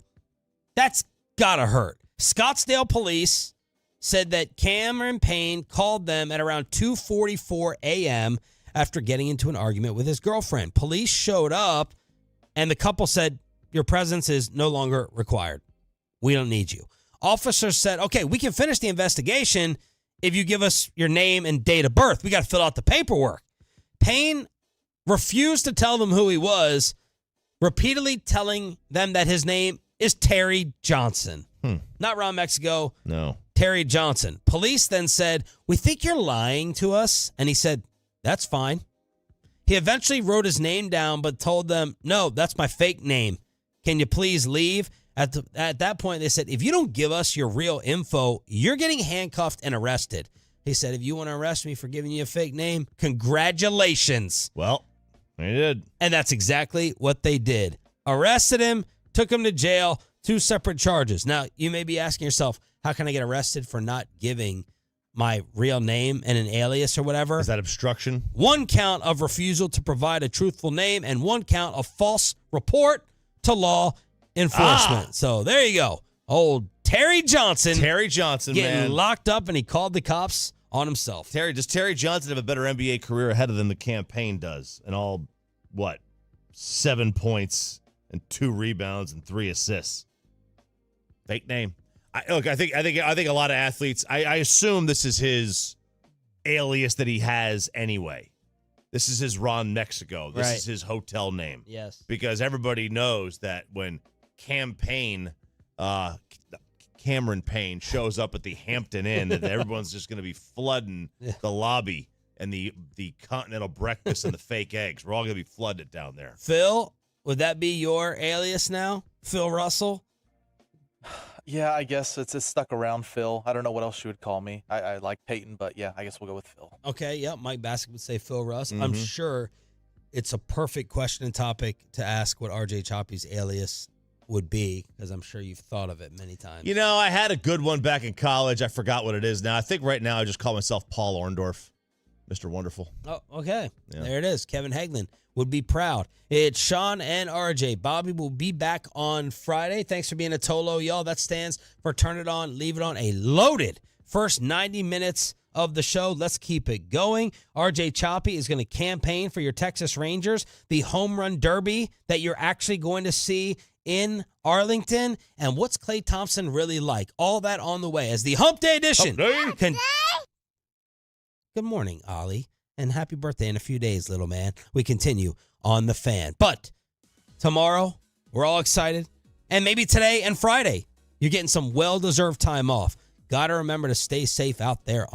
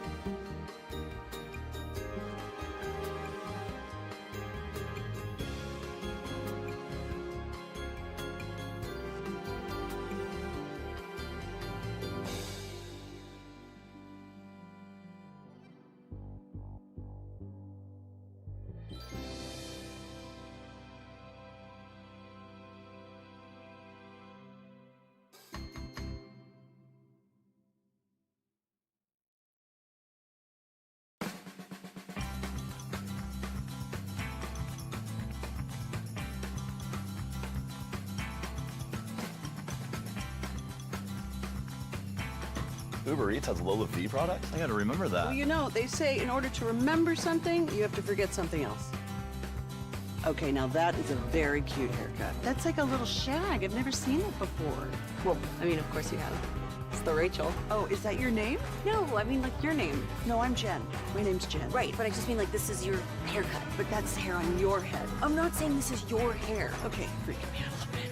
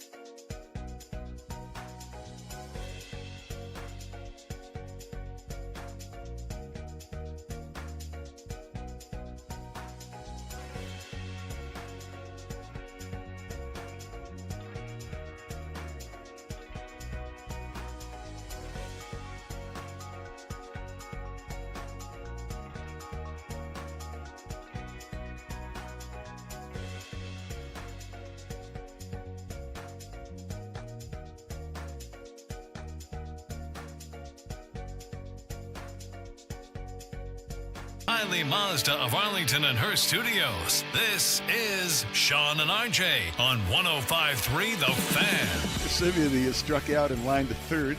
Infield is in, and there's a high fly ball, medium deep left. On comes Profar, still coming. It falls in front for a base hit. Leote is home.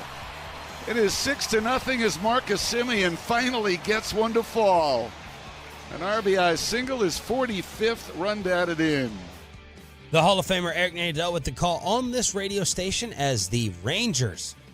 It feels like they can't start these series great, and we're always talking about a loss on Sundays. This is what it feels like. Don't have to worry about that after Nathan Eovaldi shut down the San Diego Padres 7-0 Rangers right here on The Fan. The Nate show, Eovaldi and Nate Lowe having putting in all the work they needed because Eovaldi was tremendous. And the amount of hits that he gave up was a grand total of 1. Pretty good. And the amount of hits he gave up to the top 4 in the lineup, the original top 4 before they started having pitch hitters, 0 for 12. They were 0 for 12 against him. You're going to win almost every game when you hold the top 4 of the other lineup hitless in 12 at-bats. Baseball's longest active streak of one team beating another was us and them, with the Padres holding the advantage over the Rangers. Okay. And they had won 9 of their last 11 as well. Yeah, I mean, look, they're trailing obviously the Dodgers in the West. Dodgers have been playing much better baseball than they did maybe to start the year, but they're in a tough spot. Like everybody in the Dodgers division is playing for second. At least that was the thought going into the season. But San Diego's in a decent spot themselves. And like you said, they were playing good baseball heading into the series. We got a rehab assignment for one of the Ranger pitchers. Tyler Malley went 2 innings, 1 hit, 0 earned, 1 strikeout, 0 walks. He threw 19 pitches, 12 of them for strikes, according to Sandler, in his first outing as part of the rehab. The fastball averaged 92, and Jared said, I'd expect him to get that up into the 93 range eventually. Yeah, and it's all about, pitch counts and arm strength, developing that arm strength and getting it back and seeing where, how many pitches they want to get him up to in the minors before they bring him back up here. This is going to be the main problem. That's the main part of it. All right, where are we with the All-Star voting? Today at 9, Corey Majors will join us for a Rangers All-Star edition of High Low. All right, you have 3 hours and 56 minutes and 38 seconds to vote. That's it. At 11 o'clock, is my math right? Yeah, I think it is. At 11 o'clock this morning, All-Star voting will come to an end, phase 2. Altuve is currently leading in the second base category over Marcus Simeon. That's the main and only Ranger that will have a chance to be voted in as phase 2 takes place. Phase 1 was over. Bryce Harper, he is already automatically grandfathered in because he was the overall National League vote getter. So he gets automatically in. Aaron Judge was the overall American League vote getter. So he's automatically in. They get to skip phase 2. Everybody else had to go back to 0. And right now, Simeon trails Altuve 56% to 44%. So a little bit of an uphill battle. Local guy, Bobby Witt Jr. from Colleyville, he trails Gunnar Henderson 67% to 33% at shortstop. And so your outfield, your top 3 right now, Soto, Stephen Kwan, Anthony Santander, Kyle Tucker, the Astros, who we don't like. He is in 4th place right now. All right, Choppy, I know how much you're dying to go to the Home Run Derby, maybe even over the All-Star game when it comes to Arlington in a couple of weeks. What changes we getting for the Derby? So you remember you remember a couple years ago they did the Derby a little bit differently. Where, prior to 2015, where they had an outs system. Okay? So you would do 10 outs per round, regardless of how quickly the pitches came in. They moved that to a clock-based system. This is going to look a little bit different than what we've come accustomed to. So, again, it's still a knockout. But the knockout doesn't begin until the semifinals. So the entire Derby last year was an 8-person single elimination bracket, 3 rounds, 1 seed versus 8 seed. This year, there's still an element of one-on-one, but it's not going to have to come into play until the semifinals. This year's first round will have no predetermined seeds, and it will consist of all 8 hitters competing, top 4 advance. What a novel concept. So you hit the 4 most home runs in the first round, and you get to move on to the next round. A pitch limit, though, is now in place. Last year, there was no maximum number of pitches that a hitter could see during the individual round. It was still the case that a lead official had to notify the pitcher when they could throw the next pitch based on whether it was clear the previous batted ball would or would not be a home run. This year, that's no longer the case. The first 2 rounds, there will still be 3 minutes. The final round will still be 2 minutes. That's the case as last year. But now, there's a max pitches that you could see in each round. You can only see 40 pitches in the first round and 27 pitches in the finals. So last year, they got a 30-second time limit added on when you went and had 2 home runs of 440 or more. This year, the bonus pitches are different, both in terms of how they're acquired, yada, yada, yada. Instead of getting an automatic 30 seconds, each player now gets bonus pitches up until they record 3 outs. So basically what you do is you don't get 30 extra seconds. You get 3 extra outs, and those are still the new rules. Where are you in your ticket quest? Think I've figured them out. I don't know the cost. Bassick said, might be able to get you some. Okay. All right, so I'm looking at that, looking at him, be able to go to either the Derby or the All-Star game, or preferably both. Yes. What about the celebrity game?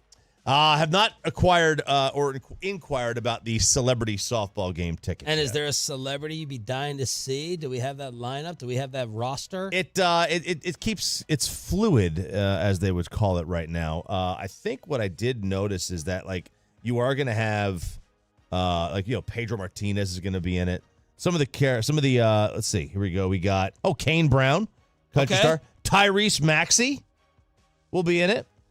Terrell Owens, Camille Kostek, Dude Perfect's Garrett Hilbert will be in it. Let's see. Do you ever watch Nikki Cass, the Instagram comedian, will be in it too. Do you ever watch the celebrity game? Occasionally, if it's on reruns a million times, so occasionally to Jenny Finch as well. Pepe, Derby or game, if you had to pick one to go to in Arlington. To see in person, I'm going to go Derby. I'm going to go Derby, especially in our home ballpark. I want to see the ball fly. I'd love to see that. It's so impressive to me. Yeah, you're not seeing it this year with the regular team playing. The Derby is I can only imagine how fun that is. Now, would it get old and tiresome as it goes on and drags? Yeah. And would you want to sit in the outfield, preferably? The outfield would be cool. Yeah, that's right. I think you would want to sit. You catch the home run balls. But, I think at that point, I'm very against adults bringing gloves to the game. I think you have to for a Derby. You have to.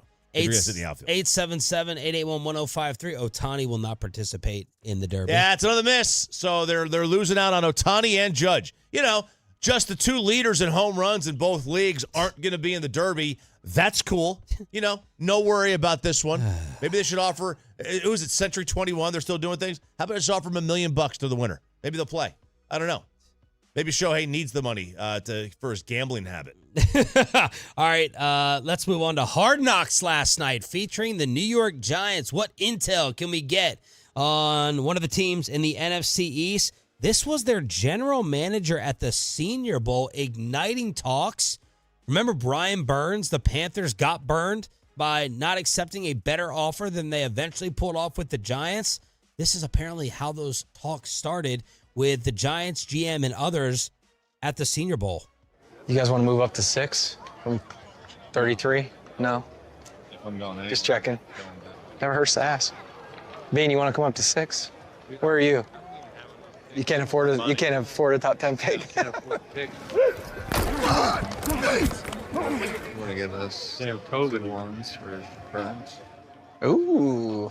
That sounded an awful lot like the Panthers just let the Giants know that pass rusher extraordinaire Brian Burns is available. You want to get us COVID ones for Burns? No. Yes, but... Or 1 and something. You're heading in the right direction. Bam! Talks getting going right there on the sideline. I like this stuff. I like seeing how these that's cool. These deals kind of start and formulate, and how they get negotiated down. Really bad negotiating by the Panthers GM. He went from, you want 2 1s for Burns? No. How about a 1 and like something else? Boy, that didn't take long. And it ended up being, do you remember what the compensation ended up being? Was it just a 1? Nope. Not even a 1. 2 2s. Second and a 5th. Then they gave him the 5 for 150 deal. They gave Brian Burns 30 a year after it ended up being a 2nd and a 5th. I think they turned down 2 1s. They did turn down 2 1s the year prior. Yeah. And then they tried to get it again. Like this is why they're a bad franchise. A GM like that. Now look, what the meatballs will tell you, and I have a meatball text chain with Giants fans from college, this offensive line's the problem.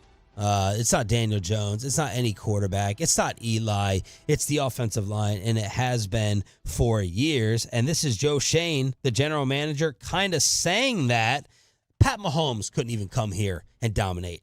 And I think you said it. Like last year, we were better at every position on defense. We were better at some positions on offense. And we won 6 games. We're going to draft well. We're going to sign good guys.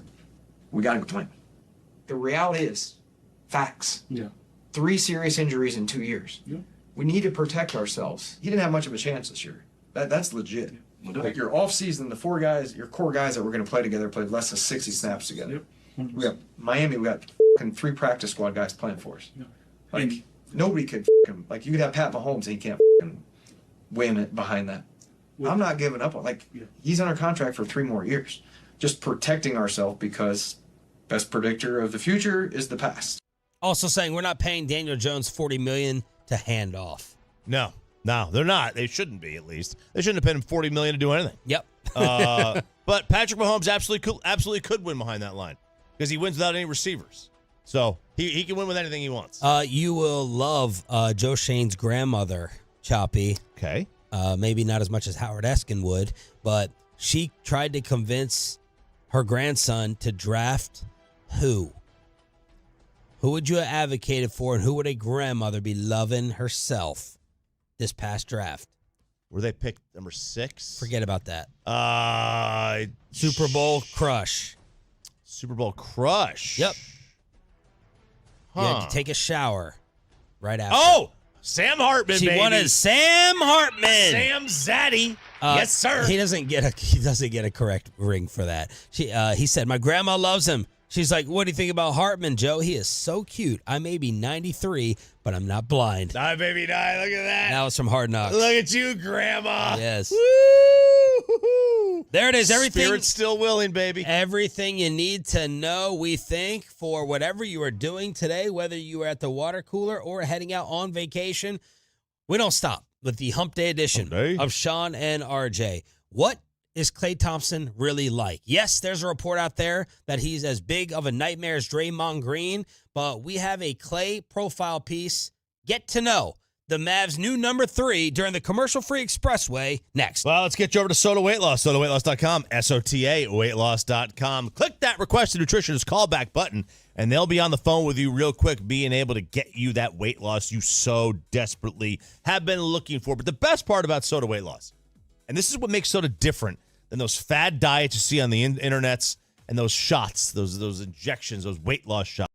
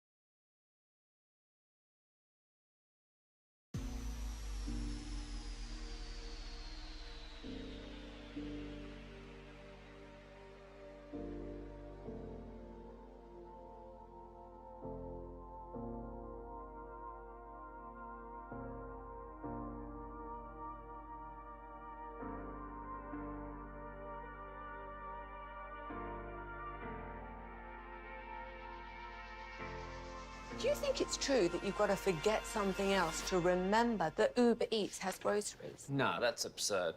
Hey, remember when you used to be a, what was it, Pepper Lady? Pepper Lady? Wasn't it Cinnamon Sisters? Basil Babes. Saffron Squad? Nutmeg Maidens? Paprika? No.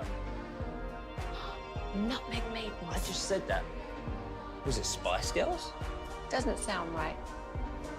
Was it Saffron Squad?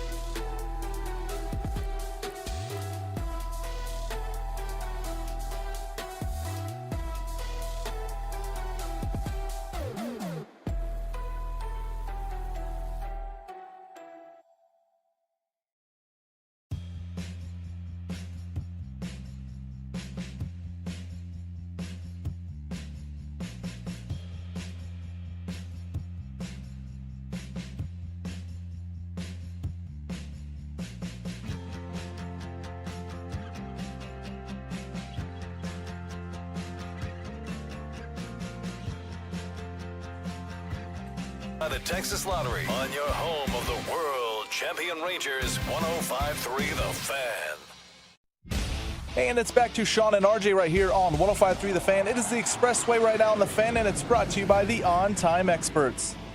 And the Expressway means we are commercial-free up until 8 o'clock here in what has already been a very busy hump day. Hump day. Mike Florio joining us to talk about possible Cowboy implosion at 6:20. We'll have Brett Boone to talk about your Rangers in the final hour of the show at 9:20. Here with Sean Sharif and RJ Choppy. Bobby Roberto Belt will be back on Friday. We got Peyton running things live on the Fan Cam, Twitch, and YouTube. So yesterday, I saw a profile piece done on Klay Thompson from The Ringer. And the headline is, Klay Thompson made the Warriors human. And I just wanted to go through this piece because yesterday I said my impression of Klay is we are going to get refreshing honesty, like Max Scherzer type honest, maybe not quite as much, maybe like a little bit less than Scherzer in terms of talking to the media. So I decided to go through this piece to connect us even more to the Mavs' new number 3. Late one evening in January 21, on the corner of 13th Street and MacArthur in East Oakland, James Pullum saw a surprising face in the passenger window of a Mercedes G-Wagon that was getting ready to stop in front of him. So Pullum is an Oakland rapper who goes by the name 22nd Jim. I asked Pepe to go and grab some music from Klay Thompson's favorite musician.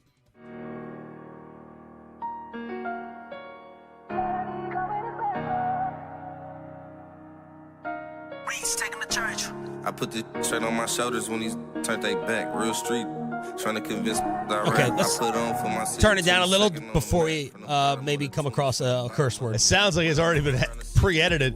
You think a girl gave him that nickname? 22nd Jim? Yeah. 22nd Jim? I mean, I would hope not. Would 22nd be good? No. The 22nd guy? Yeah, I don't think so. Trying to see where you were going with the joke. Anyway, they were hanging out in this area, and you can keep this on as the background music in honor of Klay. Well, the area was known as Murder Dubs, where there's a lot of danger, and you're not supposed to be driving around as a stranger. Klay pulls up, Pullum and his friends are like, yo, man, that's Klay Thompson.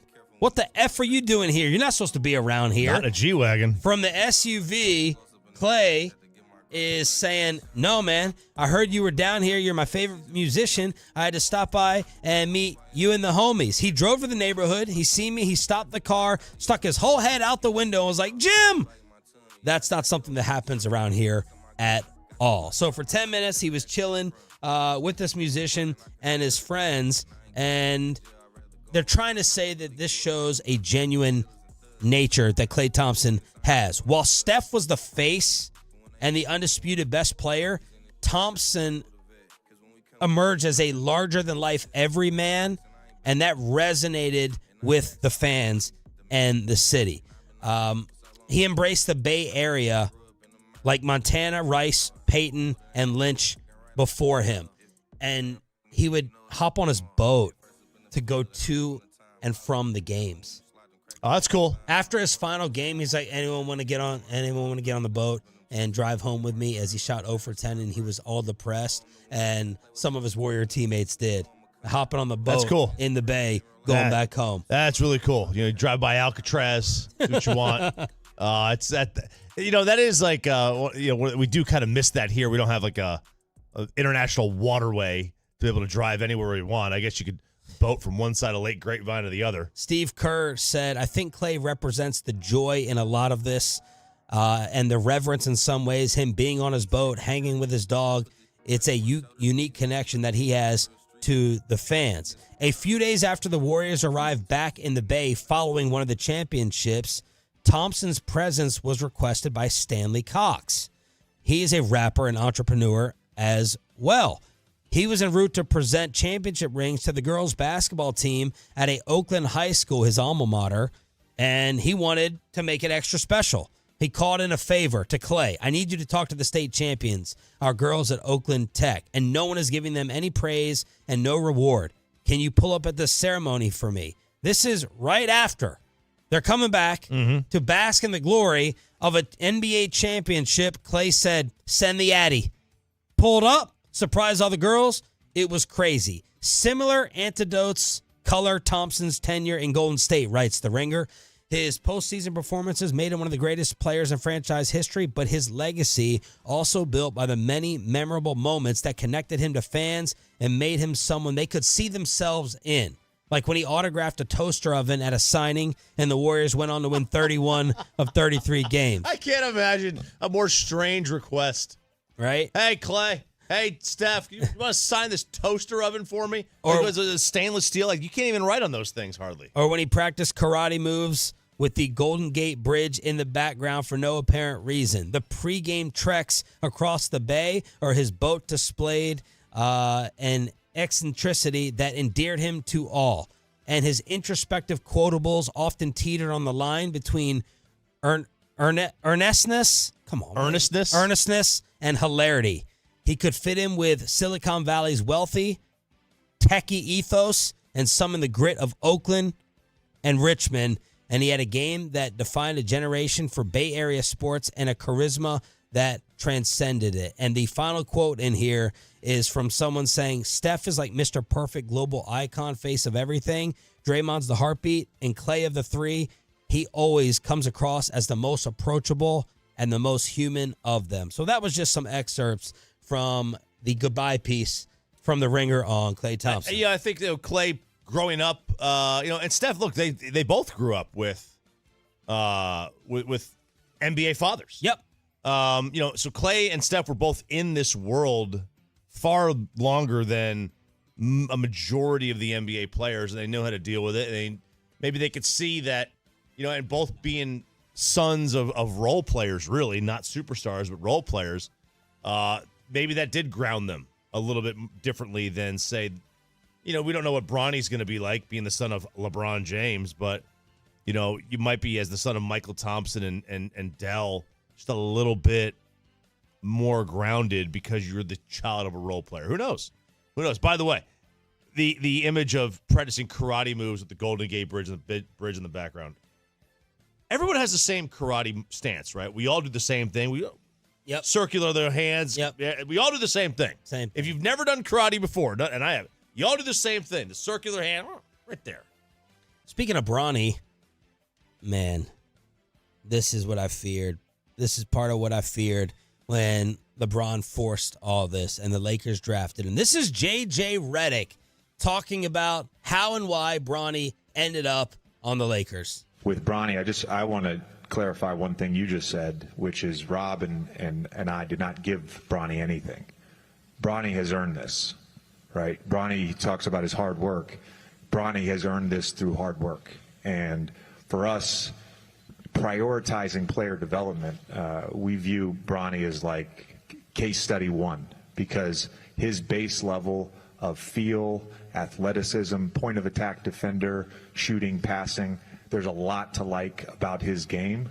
And as we sort of build out our player development program holistically he's going to have a great opportunity to become an excellent NBA player. Redick using as bigger words as that Ringer article I couldn't pronounce. For engagement farming in his initial press conference. So dookie. We're holistically going to create player development. Like, come on. Like, could you? Uh-oh. We got breaking news. What a perfect topic for the timing. Woj is reporting LeBron is not going to take a pay cut. 2 for $104 in L.A. I believe that's $52 million a year. 2 for $104. That's the max deal. Deal includes player option and no trade clause. So there's the breaking news on The Fan, presented by BetQL. Smarter bets start with BetQL. Download the BetQL app or visit BetQL.com today. You really need a no trade clause in the NBA in such a players' league where they decide where they're going anyway. You really need the no trade clause? Right. Good question. But back to Bronny, right? What else is J.J. Redick really supposed to say? Exactly. He's not going to sit up there and say, yeah, we drafted him because of his dad. We drafted him because LeBron told us to. But that still isn't going to stop the eye rolls and everyone, kind of probably going at this kid a little. And then Bronny was up there saying, I have a bigger problem with Bronny going, I really have never thought of playing with my dad.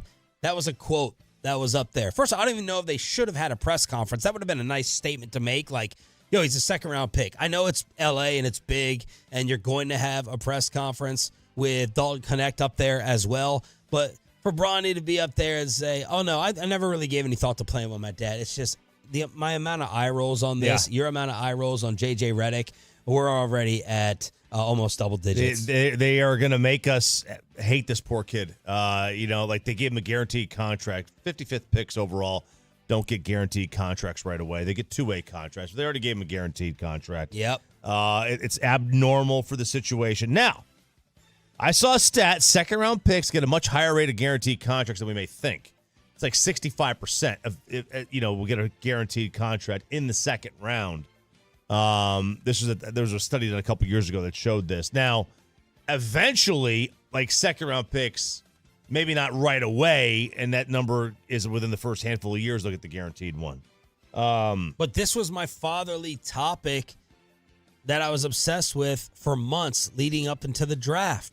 On one hand, you have Bronny, arguably drafted into the league, being given a guaranteed deal because of his dad. So, like, roll out the red carpet. He didn't really deserve it. And now other players on that roster are going to be rolling their eyes like Udonis Haslem said. On the other, and I'm like, well, you don't want to do that to your kid. So I was kind of blaming LeBron. On the other hand, you could say, well, he's in the NBA making guaranteed money because LeBron James forced this and made the Lakers do it. Which one do you go with? Well, is he in the NBA getting guaranteed money because LeBron? Yeah, that's probably they gave him a what guaranteed contract because of LeBron. Yeah. Now, the moment LeBron's gone, this will change a lot of things. Bronny will. Yeah, but we got to talk about the here and now. Yeah, LeBron, we know, is at least going to be there for 2 more years with this breaking news. Yeah, he may have made the league and got drafted this time around because of his dad. Staying in the league is the difficult part. This is like having your dad get you into Yale. Yeah, anybody can get their kid into Yale if you went there. If your kid gets out of Yale, if they make it through and graduate, that's on them. This is the same kind of situation. Like, he got him into the NBA. Bronny staying in the NBA after LeBron retires is all on Bronny. It's not on LeBron anymore. Yeah, but how do you look at it now?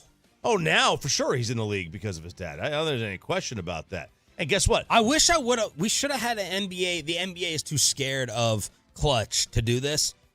If this was the National Football League, we would have already had leaked reports on how many boards Bronny was not on. That's what I want. I want the other teams to leak to the media whether Bronny was on their board or not before the second round expired. Yeah, and now this is an interesting situation because he wasn't allowed to work out for anybody. So I don't even know, how many. Not allowed. He refused to. He refused. Yeah, they didn't allow him to. They didn't do any interviews, any kind of workouts. Yes. He did his own thing. So I wonder how many teams just wrote him off the board strictly because of that. Yeah. Right. Who knows? But so explain the difference. What is a two-way contract? What's the difference? I think the two-way deal is there's G League stuff that's involved there. Like the NBA, your guaranteed contract is guaranteed for like the first couple of years versus the whole 4 years or whatever. He is the most bet on player to win the Rookie of the Year. What is going on? I got a flash on my phone with someone trying to explain why he got all the bets to be the number 1 pick. Why are you just taking money and lighting it on fire and burning it? What is going on? This has a tiny bit more chance of happening than Bronny going 1, which had 0 chance of happening. Why? Why is this happening? Why are people doing this? He's 200-1. That's why. There's really no other way. But he's 200-1, and he is the most. More people have bet on Bronny James to win Rookie of the Year than any other player. Any other player. Because of the value? I assume it's because of the value. It's certainly not because of his 4.5 points and 3 rebounds a game at USC. But, yeah, all these guys placing bets, hundreds of people thousands of people at BetMGM listing him at 200-1, and a good chunk of those wagers likely placed on people who were, had their betting limits positioned themselves as dumb. So and there you go. ESPN kind of said, look, it's not the first time the American betting public has latched onto a long shot. Each year, bettors place wagers on Barkley to win the American Century at 5,000-1 or higher. He finished 105 points behind last year's winner, Steph Curry. He's never finished better than 60th in the tournament. Last year it was Dion and the Buffaloes to win the national championship at 300-1. Okay, so you're just saying because the odds are such a long shot, that's why he's drawing the most interest. That makes all the sense in the Basically, world. that's it. Yeah, it's not because they think that he's going to actually do it. It's just, you might as well take the flyer on him. Like maybe they give him such a push. What were the odds for him going 1? Do you remember that? Were they as bad as him winning Rookie of the Year? Going number 1 overall? Yes. Oh, I don't remember that number. It was high. It would have been high. I think it would have been much, much higher than that. That's crazy. 200-1 is still kind of low. He should probably be like 2,000-1. Here was a pick on him going number 1 overall. Tell me what those numbers mean. Does that say plus 30,000? Yes. Holy cow. Okay, so someone bet $20K. No, $20. Oh, $20 to win 6,000.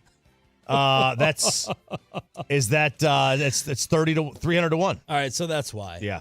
Yeah. Plus 30,000 odds. God. So go ahead and lay it down. Maybe there was, or 300-1. Maybe you're thinking a team trades up because they have the wink deal with LeBron behind the scenes that he'll go where he goes. It could be. It could be. Yeah, you could have the wink. Yeah. So that's the update around the association. The breaking news: LeBron gets his full extension, not taking the discount, with the Lakers for $52 a year, 2 for $104. Expressway, commercial free. Hump Day. Hump Day means we always chop it up. All right, here we go, fellas. Let's have a little fun today. Say goodbye to the 4-day work week, Sean. At least in Greece. Yeah, we got it this week. Yeah, we got it this week. So a lot of countries are starting to move towards a 4-day work week. A lot of countries over in Europe. A lot of Europe going to the 4-day work week. Belgium in 2022 gave their employees the legal right to spread their working week over 4 days. The UK, Germany, Japan, South Africa, and Canada have like ideas carrying out. You can start to begin a 4-day work week. Greece, meanwhile, already has the longest working hours in Europe, 41 hours a week, compared to most is 40. But they are now going to implement a 6-day work week instead. Oh. Why? Oh. Why? Because so many Suckers people. and losers.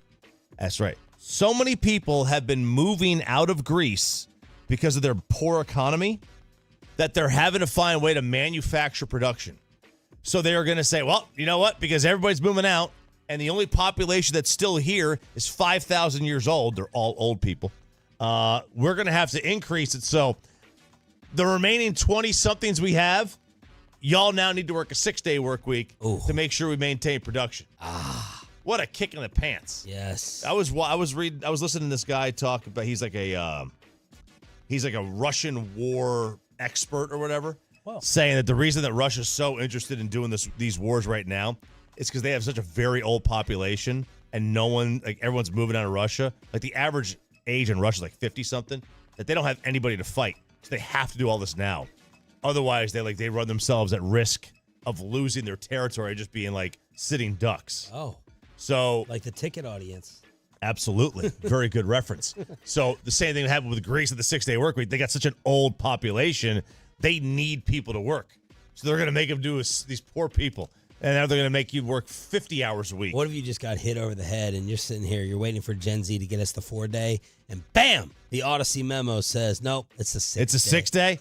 Oh, man, that's a good question. Ooh. That's a really good question. Because this happened with Dell recently, where they started to do a return to the office policy.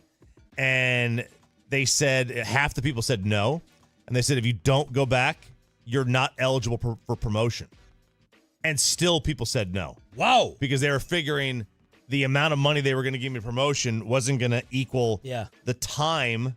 Because if you have to be at work at 8 a.m., what time do you get up? 6:30? It's an hour. It's a free hour and a half of your day instead of just waking up at 7:30 and rolling into your office and you're on your couch. Yeah, Corey Majors, who conveniently for this topic just called out sick for high-low, and today I remember him saying, no, he would prefer to come in. And you'll have a handful in your office, I think. Like, it surprised me. It's financially stupid to come in. It surprised me that you wouldn't want the social interaction of coming in. Or maybe if you lived a little bit closer, but I enjoy the social interaction of coming in. The thing is like, you save about 2 hours of your day. Oh, yeah. Like, let's say you lived in Uptown. Yeah. If I lived down the street, no, I wouldn't care. I wouldn't care. I would come in. I would prefer to come in. Okay. Because there'd be no time saved. But, I mean, think about it. Like, companies only pay you for time in work. They don't pay you for getting ready to come to work or the travel to and from. That's just free, and you're still working. Like, that's still work, right? So that's something that you have to consider. Gas prices. Pepe, would you prefer to work here in studio or from home? From home for sure. Yeah, absolutely. With the drive as well. Now, yeah. I mean, 93-degree upstairs. Did you get it fixed, the AC, yesterday? No, that might have to be a segment, man. I got to go off my landlord sometime. I mean, Oh, it's bad. yeah, man. Do what I do. People are like, why do you love radio? Da-da-da. I'm like, I just do it to threaten people that I associate with in life so I can call them out on the air. Absolutely. It's not about sports. It's about power. We're almost at 7 days, by the way. And the lease says after 7 days, if an emergency is not fixed, I can start taking money out of the rent. Oh. So I don't know. You should do that anyway. I should, Seriously. right? Yeah, you should. Just say, no, I'm not. Seriously, dude. Like, and he had the audacity come over after not being able to fix the AC for the 10th time. And he said, he questioned me about my yard. He said, there's some dead spots over here. I said, dude, fix my AC. Wow. Called out your yard while he's got you living in 90-degree temps? The day before the lease is out, I'm going to poison the yard. I don't know if I admit it publicly. You might lose your deposit there, Chief. I wouldn't do that. I wouldn't do that one. Deposit, My gosh. Tell me what you guys would do in this situation. Get a delayed reaction poison. Yeah, there you go. A bride and groom have been sending out wedding non-invites. Like saying you're not invited? They have been sending out these wedding invitations. Oh my gosh, bunch of a-holes. Asking people to join them in spirit, not at the wedding. Okay, but so no one's invited personally. No, there are people that are invited, but they're sending people who didn't make the cut. Yeah. These invitations that say, like a YouTube link? Like join us to watch and do a super chat if you want to contribute as our wedding gift? Yeah, please join us in spirit. And then at the bottom, it's got, or on the back, I should say, it has their wedding gift registry. These greedy, cheap you-know-whats are just sending out these invitations, trying to bilk their friends who they didn't like enough to invite to their wedding out of gifts. Would you rather be sent the invite versus get nothing? Is it at least is it a little more courteous? Is it at least a little more courteous to say, I want to make it officially known you're not coming versus going to the mailbox every day and getting nothing? Oh, that's an interesting question. I don't want anything at all because then I could think of maybe they forgot about me. I agree. I agree. But if they took the time and say, yes, Peyton, we're sending him an invite saying you are not coming to our wedding. Yeah. That's just rude. And then my follow-up is, I was thinking about this the other day. Maybe this is a way to tell how old you are. I was trying to think of how many weddings I actually have left to attend. And I can really only come up with one.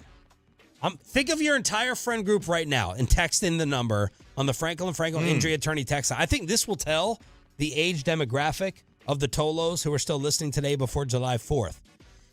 If you're not, this is going to be a Sean Sharif theory, social theory. If your number is 3 or less, you are in your early 40s on. Oh, yes. If your number, right? Yes. You don't have 3 left. I have maybe yours. I'm not going to yours. You're not really having an official ceremony, some type of party. I'm assuming Peyton will have one, and I think Peyton's the only one left on my contacts list of weddings to go to. I think Wolchuk did courthouse. Yes, he did. I think I have. I wouldn't have been invited to that one anyway. Sarah would have. I have, I think, 3. Whoa. I think That's 3. That's a high number, and you're older than me. It's really 2. One of them I had no chance of ever getting married. But I think 3 is what I would suspect. One of them's Peyton, though. Okay. One of them's Peyton. 3. I think 3. Pay. But like I said, it's more like 2. What? More like 2, but I think there's 3 possibles. How many do you have? Out of my main friend group, because I had a guy just get married, but he did courthouse as well. So I think I have 3 left, unless there's some other outsiders that maybe I get close to them later on. Hey, but how old are you? 27. All right, I would have think that you had more than 3. Yeah, it's 27. That was a wedding prime. 3 I that love a good wedding. And that was my third question. My follow-up to that was, are you upset that the number's so low? It is now, because weddings, especially if they're not an open bar, I don't even invite me. I think it's just insulting. Uninvite. But if it's an open bar, I love a good wedding. I mean, I think weddings are fantastic. I agree. The food is, it's hit or miss. Sometimes it's great, sometimes it's terrible. Yeah. There's always good dessert. I love a good wedding cake. Yeah, but it's getting everyone together. Yeah. I love being in a spot where I know everyone's going to get messed up. Absolutely. You know what I mean? Like, you're not going to have Bobby try to make it about him and bail, not have a drink. I'm going to go to the big wedding. I'm not going to get drunk and do anything. I'm going to try to ruin everyone's time by leaving earlier. Maybe that would make everyone's time better. But everyone's trapped in a different location. And if I know everyone's got to spend the night in a hotel, it makes me happier. Yeah. You know what I mean? Absolutely. The average cost of a wedding in 2024 is... I was just about to ask, are we at an increase with courthouse Well, that's weddings? interesting you say that. The average increase is, the average price is 30. 33. 33,000 is the average price. Small backyard weddings have tripled since the start of 2023. Yeah, don't poison your grass, because that's what you'll be Right. saying I do, Peyton. Civil ceremonies, so like courthouse weddings, have gone up 210%. And then people have dinner parties afterwards, which is probably what we'll have. We'll just go to the courthouse, then we'll have a little, hey, just meet us here for dinner, or we'll rent out a little, kind of like what Bobby did for his kid's graduation, rent out a little restaurant side of it. Man, this guy just teed us up Oh, with no. a text message. First, I want to know the age of our audience. What are the Tolos saying in terms of how many weddings left? The 469 is the only one that has one above 3 right now. You have about 45, 50 different texts coming in here, and he says he's 35. He's got 8. He's got 8 more to go to. See, we got the the younger audience, baby. Yeah, and we're not including our kids. We didn't include our kids on Right. this one because that's a totally. I think as the parent, you may not enjoy that wedding. You might have a lot of things to do. You want me to you look at the last 2 text messages we just got, and I'm gonna let you decide how much to attack with what just came in on the phone. Oh man! All right, Sandler said I have at least 5 weddings left. I have my insult and shot prepared, but then his follow up, I'm gonna allow you to decide. He what said, to "I do. think the real question is how many weddings does RJ have left? Like how many of his own weddings does he have left? I mean, that's just wrong. I have found my girl. This is wrong. This is it. I'll tell you that right now. Okay, this is it. This one fails. This is it. I just you want me to attack? You want me to attack Jared for you? If you want to, you want me to have your back? Go ahead. If you want to do that, go right You ahead. don't seem to be worked up. So I know. Work me won't. up. I know, Jared. I know. See, Jared, we all can give. I'm the least person that you could worry about getting offended by that. Okay. Yes. Jared's got 5 left. Let's continue to chop it up. I'll save it. All right. I'll save it in the holster. Nothing like a good trump card to pull out on someone. It's a very good card. It's one of the best cards. Plus, I know not saying it will drive him even crazier. Expressway, we chop it up every hump day on Sean and RJ. Further proof we are never happy. People who are on these weight loss shots are finding Wegovy, Ozempic. Is it Wegovy? all them semaglutide or whatever. Yeah. There is one risk they didn't see coming. They are not feeling better emotionally. They feel worse emotionally, according to studies. Why? Their inability to comfort eat. I mean, this is just proof we're never happy. I never had the 4-day work week. I told you this. Yes. We'd bitch about it. Yes. And we'd be ticked off it's not 3. Yeah. Damn it, I've lost 40 pounds. Yeah. I can no longer have my late night ice cream. Yes. Like, what's the? That's why you needed to lose 40 pounds. Want it all. Like, we really want it all? I comfort ate last night. Oh, man. I'm trying to be like, I used to roll my eyes when chefs would be like, I'm food inspired. This inspired me, but I feel it.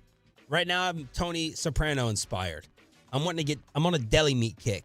Okay. So I go to this Jimmy's Italian and try to go and. What's your favorite deli meat right now? What's your kick? What's your current one? So I've been making these chopped Italian.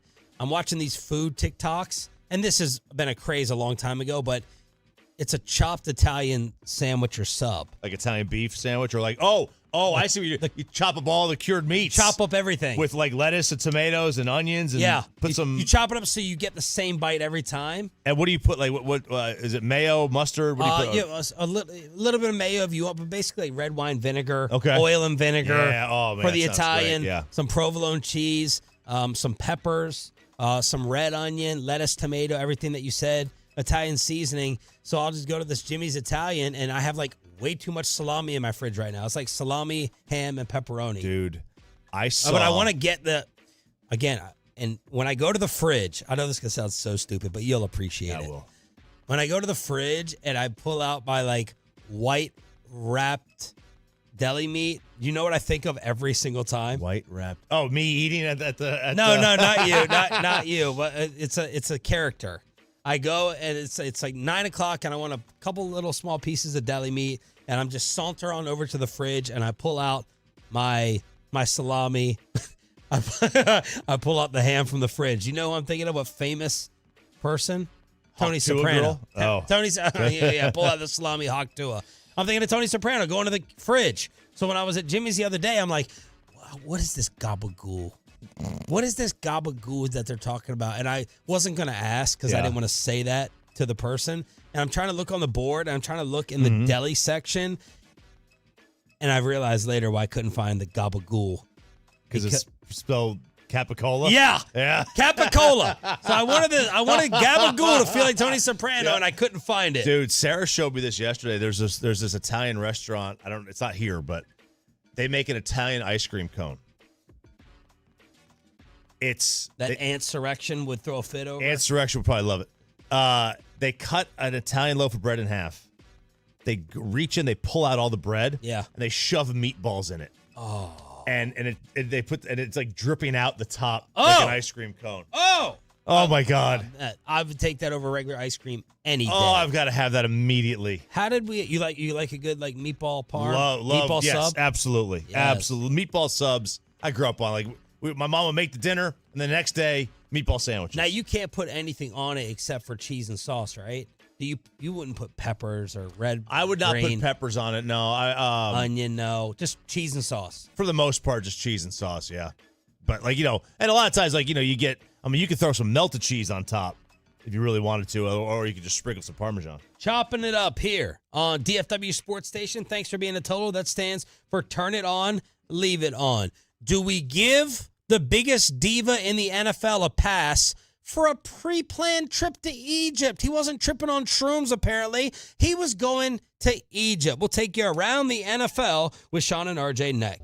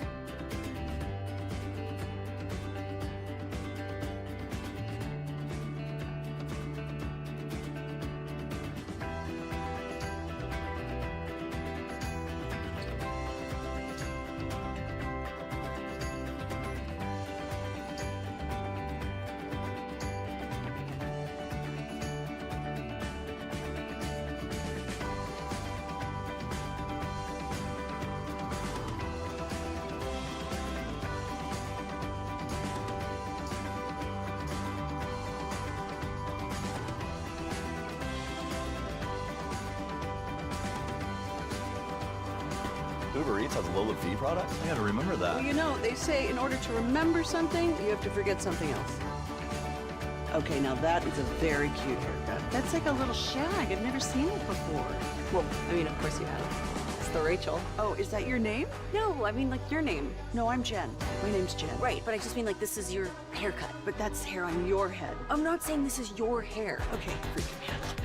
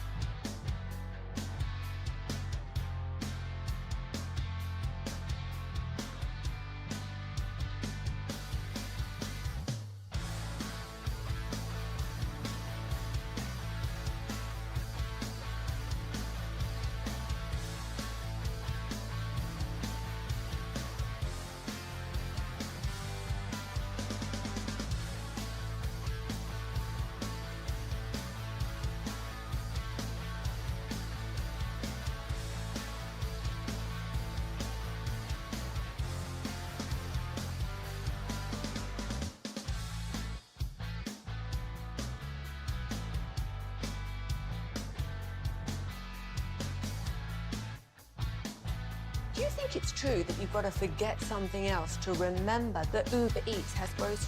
No, that's absurd. Hey, remember when you used to be a, what was it, Pepper Lady? Pepper Lady? Wasn't it Cinnamon Sisters? Basil Babes. Saffron Squad? Nutmeg Maidens? Paprika? No. Nutmeg Maidens. I just said that. Was it Spice Girls? Doesn't sound right. Was it Saffron Squad?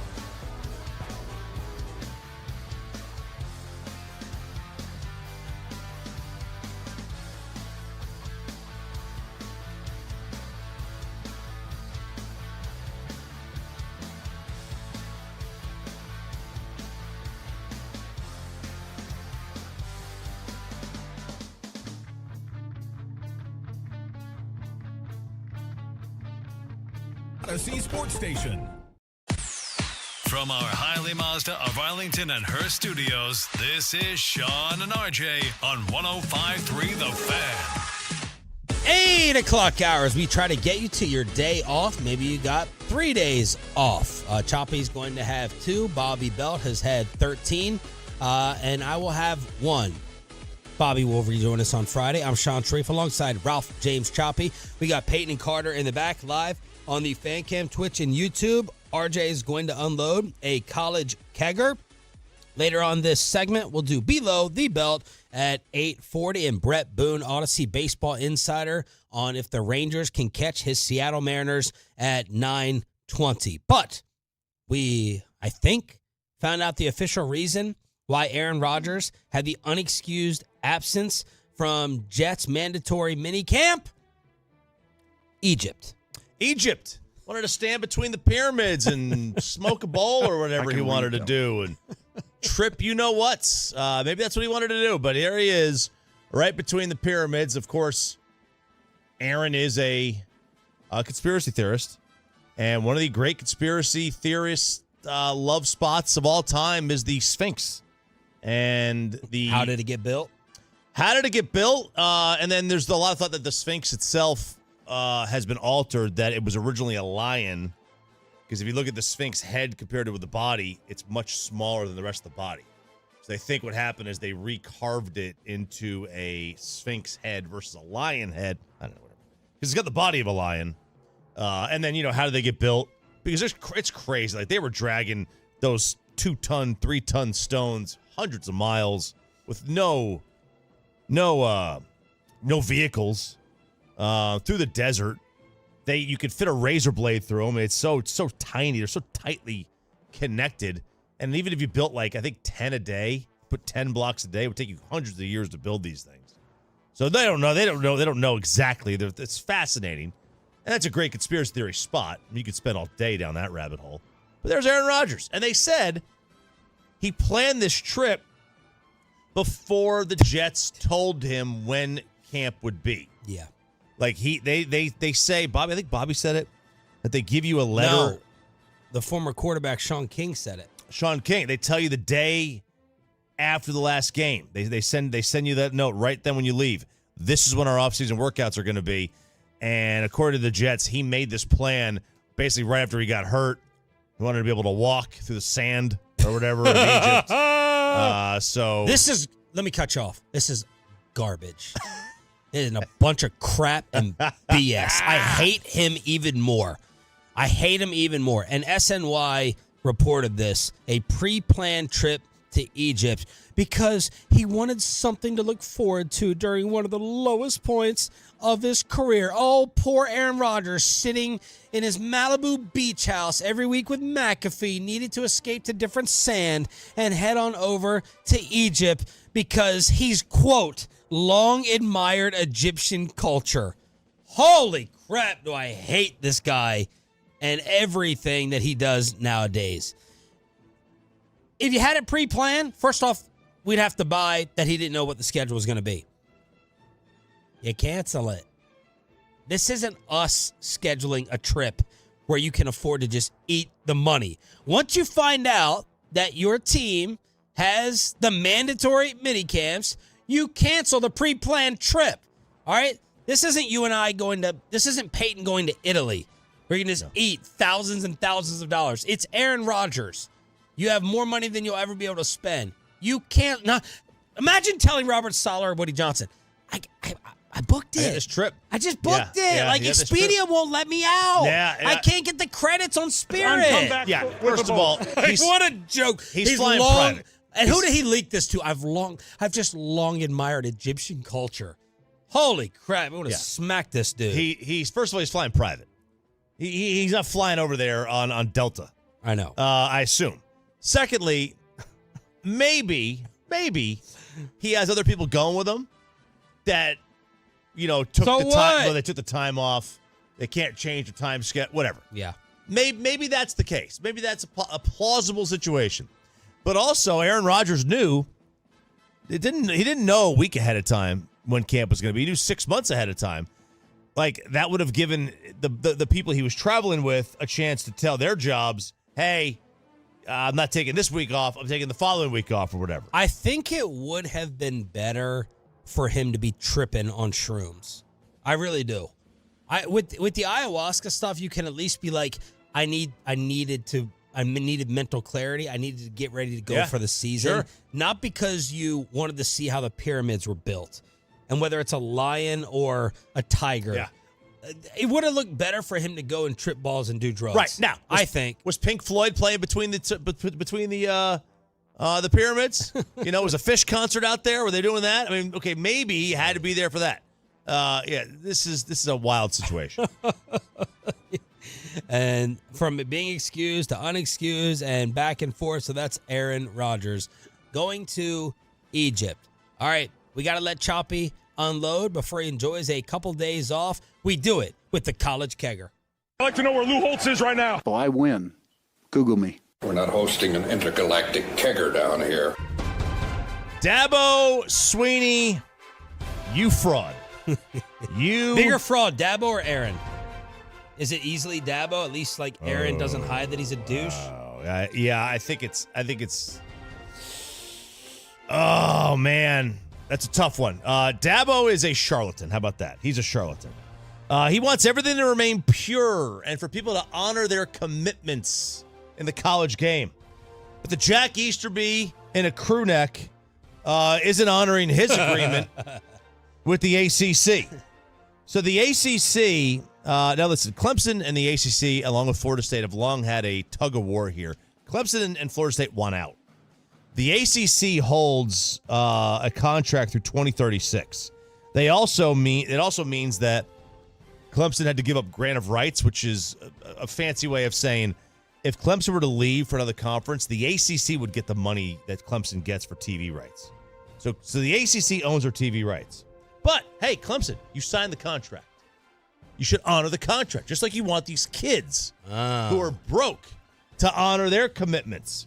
So the ACC has asked Clemson to move their rivalry game against South Carolina, to Black Friday from the Saturday that's supposed to be on, offering a primetime spot on ESPN because they think it'll grow the brand. And Clemson's like, nah, not interested. We're going to play it on Saturday. We're not going to help you out at all. This is Clemson giving the middle finger to the ACC. This is what they're doing. But, some 18-year-old kid wants some more money, and Dabo's like, nope, not doing that. You had a commitment. Honor your commitment. But the ACC wants to move the game along with ESPN, and Clemson, is like, no, we don't want to honor this commitment that we have to the conference. It's just funny how that works. It's funny how that works for Jack Easterby and a crew neck. Is he your most disliked college coach? Yeah, I think so. Football or basketball, either one. Yeah, I don't really hate anybody in college basketball. I'm not a huge Dan Hurley guy. I like what he does, but his antics kind of rub me the wrong way. I'm not a fan of Lincoln Riley. I think he's chicken. He didn't want to lead. He knew the moment he finds out they're going to the SEC, he bolts for weaker pastures. A new report shows that the NIL isn't working the way the NCAA had intended it to. Oh, you think? Really? I didn't know that one. The initial belief was that athletes use their fame, their social media backing, to sign legitimate endorsement deals that benefited themselves and the company that it represent. Like Libby Dunn. Angel Reese did this. Bronny did this to his credit. A lot of these kids. But what has happened is more than 80% of NIL compensation comes from the schools themselves in these made-up fake endorsement deals where the school, or the collective as they call it, which is a fancy way of saying the school, comes up with, hey, just post a tweet how much you love the University of North Texas. And here's $50,000. Yes. Or these boosters and these collectives will come up with essentially fake charities to promote. Here's what's crazy about the NIL stuff and where it's gone. It's not like COVID. I'm going to open up a rabbit hole here. it's not like COVID where you had to you had very little time to try to get a vaccine out. You know what I mean? Like you had a gun to your head. Yep. Paying college kids and schools keeping all the money in that. We've been talking about that like Pete Rose and the Hall of Fame. So it's not like they had to just rush out this NIL solution. Mm-hmm. They had years and decades to come up with something that had less loopholes and less gray area than what we have. Right. It is crazy. You didn't have to just do it in 2 days. No, like the moment the government, the courts ruled in favor of NIL, the NCAA was not prepared, and there was no rules. Yeah. And now this is the... They were just like, no, we're just never going to do it. Yeah, this is the reaction. This is their own fault. Men's basketball makes the most money of any of the sports from NIL, surprisingly enough. What? So the top 25 earners at any given position in the sport. So if you're a top 25 earner at any position in college football, your average is $294,000 per year of NIL money. The top 25 earners at any given position in college basketball, $350,000. Then women's basketball is third at $89,000, baseball fourth at $48,000, and then softball at $8,000, and women's volleyball is next at $6,000. So I found that to be kind of interesting. Do you know who the top 3 earners are in all of college? Is Libby Dunn one? Libby Dunn's been one for a while. Yeah, she's been number one for a while. But yeah, so the individual, now the more money goes to football overall because there's more players, but the individual averages per player, men's college basketball has the number one. The average, a top 25 quarterback. So if you're one of the 25 best quarterbacks, they project you to receive $1.3 million in endorsements and NIL money this year. My godson just got his NCAA video game check. My godson is $600. $600. Wow. $600. I have to buy some special Xbox. My buddy told me Xbox X or something. Yeah, that's the Xbox X series. Why do I have to buy? First of all, I'm not buying anything. I'm an adult. I don't play video games. PS5 is better. But Xbox X, why do I have to get that for this game? Or it's just the that's version the of newest Xbox? Version of the Xbox. Okay. That's what my kids have. This is the newest version. Okay. Yeah, but he's on the game. That's cool. They should have given him more. I mean, $600 is peanuts. Because we did the math on this a while back. And that's everyone across the board, no matter starter or not, right? Everyone across the board, except for there's the top however many guys they decided to give NIL money to. So they're going to give them actually NIL deals with EA Sports. Speaking of EA Sports, their top 25 is out for the top 25 teams in the college football game, which comes out in 2 weeks. There are quite a bit of issues that people have with this. Of course. Although I do feel like this has been the most hyped in a long Oh, yeah, time. for sure. Because the game has You've been hype over. Oh, yeah, I can't wait. The game's coming back for the first time in a decade. But they have Colorado as the 16th best team in the game. However, Missouri, the University of Missouri, which projects to be a top 10 team in college football this year, is not in their top 25 because they don't know what they're doing. Oklahoma is 17th behind Colorado. Oklahoma would beat Colorado by 4 touchdowns. Tennessee's not in the top 25 here. Texas is number 5. Nobody has them outside the top 4. Nobody. Yeah, barely outside the top 4. Whatever. Nobody has an argument with Georgia and Ohio State and Oregon. I mean, Alabama, should they really be there? There's a lot of questions. Well, this is kind of like these offseason quarterback lists. A&M ain't better than Colorado. I'm sorry, than Oklahoma. But I give people some grace on this because unpredictable things are going to happen every season. So we got to go back and give them props if they end up being right about this. That's true. We got to keep score. Yes, we do. We love keeping score. We will. We do. We should. No doubt about it. All right. RJ's College Kegger right here on Sean and RJ. It's DFW Sports Station 105.3 The Fan. Thank you for being at Tolo, and that, of course, stands for Turn It On, Leave It On. We have breaking LeBron news And someone else has come out and said why Klay to the Mavericks is such a magical fit. Hear from that NBA insider next.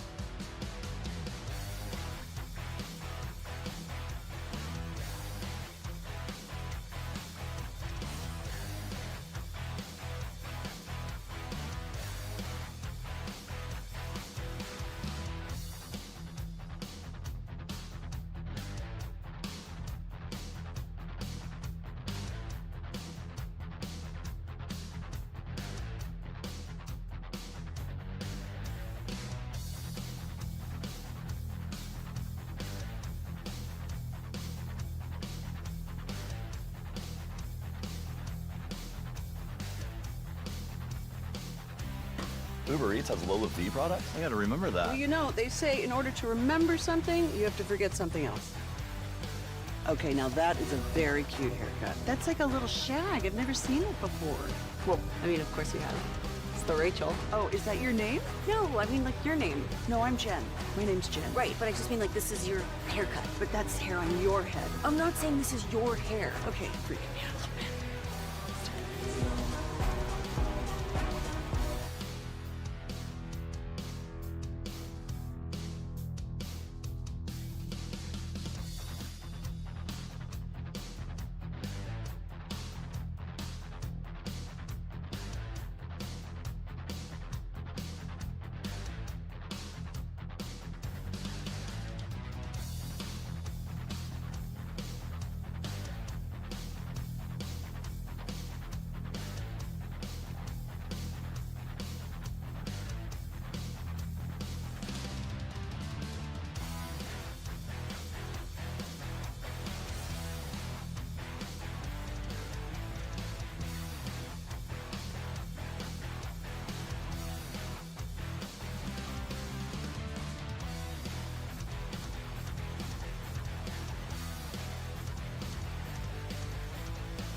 The Rangers and Padres play again tonight at Globe Life Field. Hi, everyone. This is Matt Hicks, inviting you to join Jared Sandler, Mike Peasley, and me. Our coverage of this evening's game gets underway at 6:30 on 105.3 The Fan and the Odyssey app.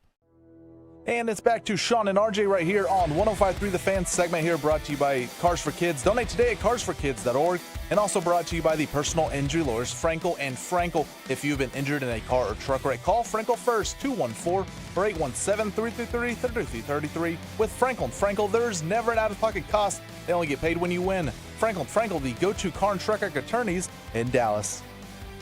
Good morning, Metroplex. Happy Hump Day to you. Hump Day. From Sean and RJ, it's DFW Sports Station, 105.3 The Fan. We got Peyton and Carter running things in the back, live on the Fan Cam, Twitch, and YouTube. And more props and praise are being given to the Dallas Mavericks for acquiring Klay Thompson. Tim Bontemps, who is part of that Hoop Collective podcast with Brian Windhorst, and yesterday's guest on the show, Tim McMahon. Bontemps, really, really smart. I think his intelligence irritates Windhorst sometimes because he comes across a little bit of a know-it-all, but when he talks, I definitely listen. Like, they go to him like, all right, how much cap space? Explain what the second apron is.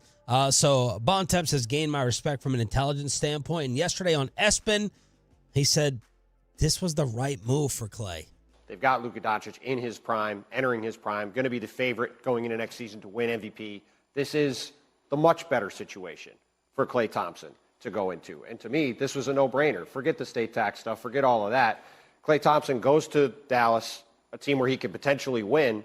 Like Alan's been talking the last couple of days about the pettiness factor for Klay and wanted to prove what he can do. Yeah. He's walking into a team where they said to him, hey, you're going to be our starting shooting guard, our starting small forward. You're going to play next to Luka Doncic and Kyrie Irving. He's still trying to recover from this 40% three-point stat we just saw. Klay is going to, I wouldn't be shocked if he leads the league in three-point shooting percentage this year because he's going to get so many wide-open three-point catch-and-shoot shots compared to what he's used to. And he's going to have this guaranteed starting spot on a team that just went to the finals where he could potentially show the Warriors he can be a contributor deep into the playoffs. If he went to play for the Lakers, yeah, his dad's doing radio commentary. It's the team he grew up watching. He'd be in Southern California. He'd also maybe be home for the playoffs. I agree with everything. And I really want to focus, which I mentioned yesterday, on the open three-point attempts. Here are the numbers. Mavericks had the second most open three-point attempts last season, only behind the Celtics. Second most open. Yep. All right. Mavs ranked 17th in three-point percentage, though, in those open looks.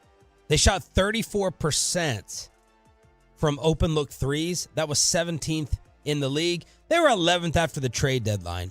Klay Thompson on open threes last year shot 39%, so 5 percentage points better than the Mavs as a team. Tim Hardaway Jr., open threes, 31%. So just from Klay to Tim, you got an 8-point percentage increase, and Klay shooting 5 for the league. If they hit free agency and would consider the Mavericks, what Luka does for Klay or how Luka and Kyrie meshed, and made the finals? I think that's an interesting topic. I think I'm going to say Klay because of I think he's going to be getting wide open looks, and there are more Klay Thompson type players in the league than Kyrie. More 3-and-D guys. Well, yeah, for sure. I mean, there's a lot more. Because if I'm another star, I'm still not looking at Luke and Kyrie and being like Kyrie, he sacrificed. He sacrificed ego. He sacrificed ball handling. So if I'm another superstar, I'm not looking at that and going, oh my gosh, Luka, like he's going to make me. No, Luka, as you've been saying for years, Luka's going to do his damn thing. He don't give a crap if there's 4 other all-stars. Yeah. He is going to pound the ball into the ground. He's going to ISO, and he's going to do it his way.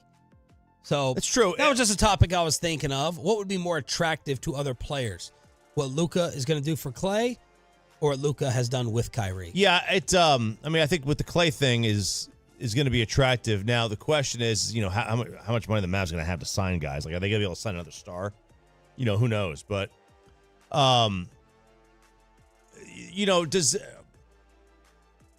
how much better are the Mavs today than they were at the end of the regular season? Is Klay more name than anything? Like, are we falling in love with the name Klay Thompson versus the reality of Klay Thompson? I mean, I'm sure that, of course, that we are. That's the reality of it. Like, it's the reality of the situation. The Lakers fell more in love with the name LeBron James than the player that he still is. He's not the same player he was in Miami or Cleveland. That doesn't mean that you can't win with him. That's what all fans do that. Well, they're better. Correct me on any additions, subtractions that I'm forgetting on the Franklin Franco injury attorney text line. I'm trading out Klay for Hardaway, which Ray Charles knows is an upgrade.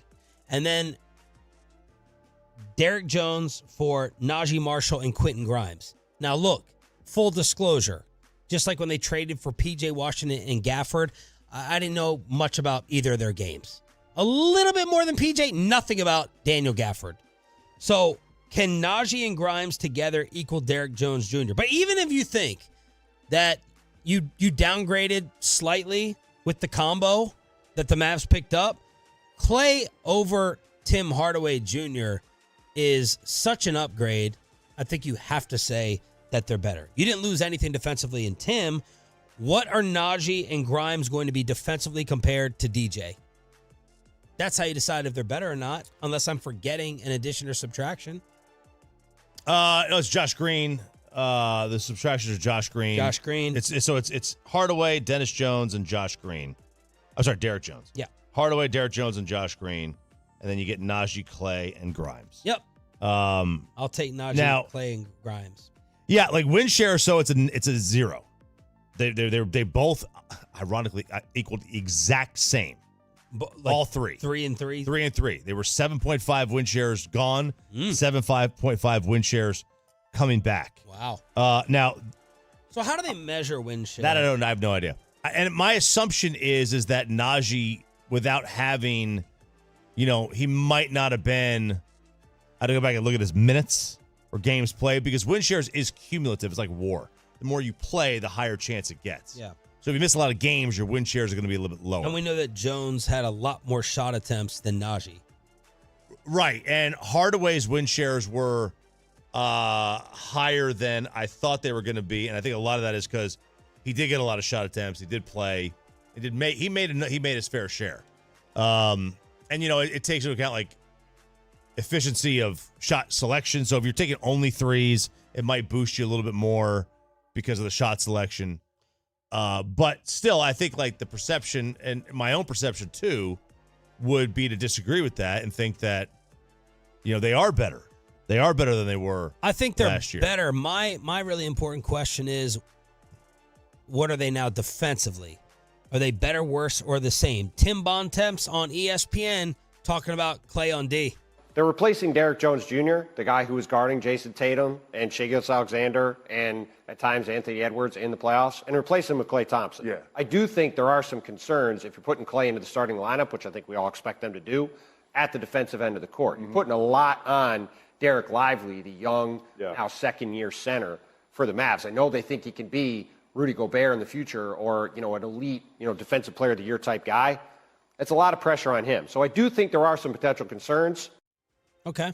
So McMahon said that yesterday. In the scouts that Tim asked about Klay's defense, they were like average to below average. But that's why I saved my favorite clip from yesterday. Apologies to McMahon. It did not come from him. It came from former NBA player Antonio Daniels, who got me hype over one of the Derrick Jones replacements. This is Antonio Daniels, who does color analyst work for the Pelicans, talking about Najee Marshall. It's not like he's a rookie. Yeah. Najee's been in this league for a while.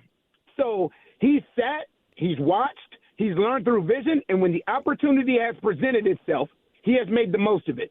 This past year in New Orleans, he only started one game. 2 years prior to, he started a numerous amount of games, 20-plus games, and almost averaged 15 points per game in those starts. So, again, this a lot of times things are based on, do I know this guy?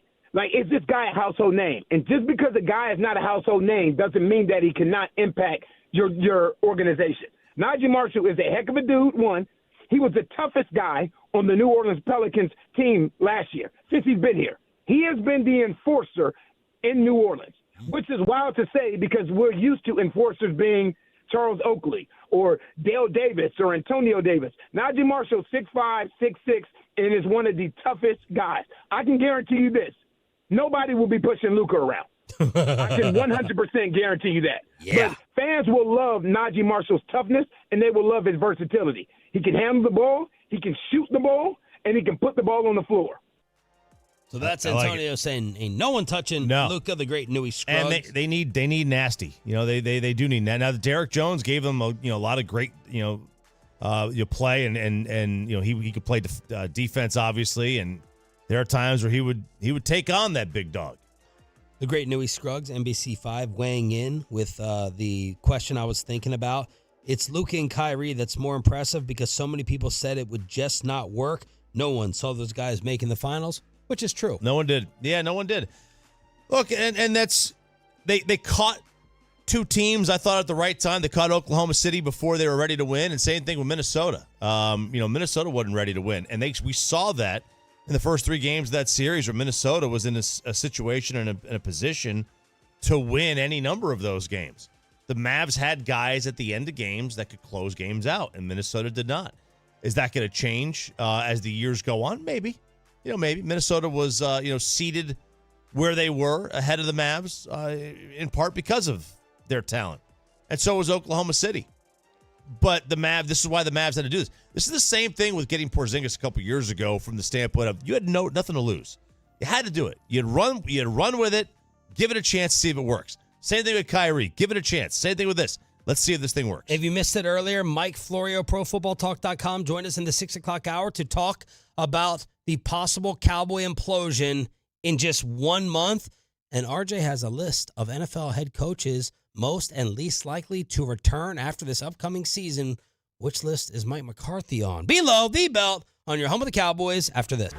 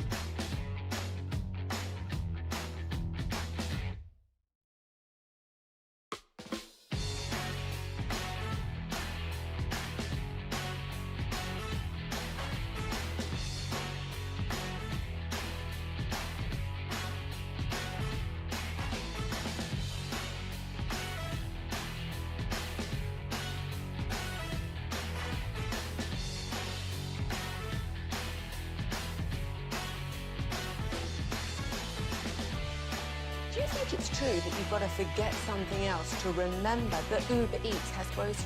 No, that's absurd. Hey, remember when you used to be a, what was it, Pepper Lady? Pepper Lady? Wasn't it Cinnamon Sisters? Basil Babes. Saffron Squad? Nutmeg Megan? The pre-curve? No. Nutmeg Maiden. I just said that. Was it Spice Girls? Doesn't sound right. Was it Saffron Squad?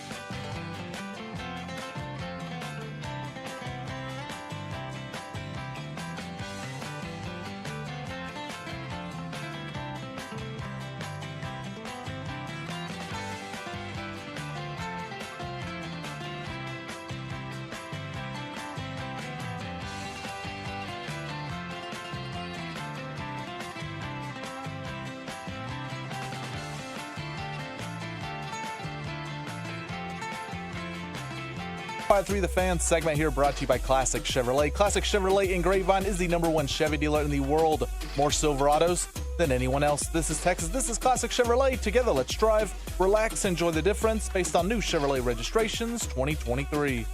The great RJ Choppy here. I'm back, baby. You ruined the morning show. Don't make me take off my belt. Don't make me take off my belt. We're not.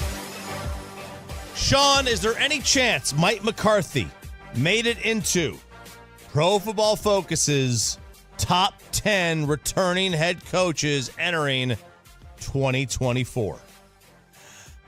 There's a chance. It's not a good one, so I will say he is not on that list.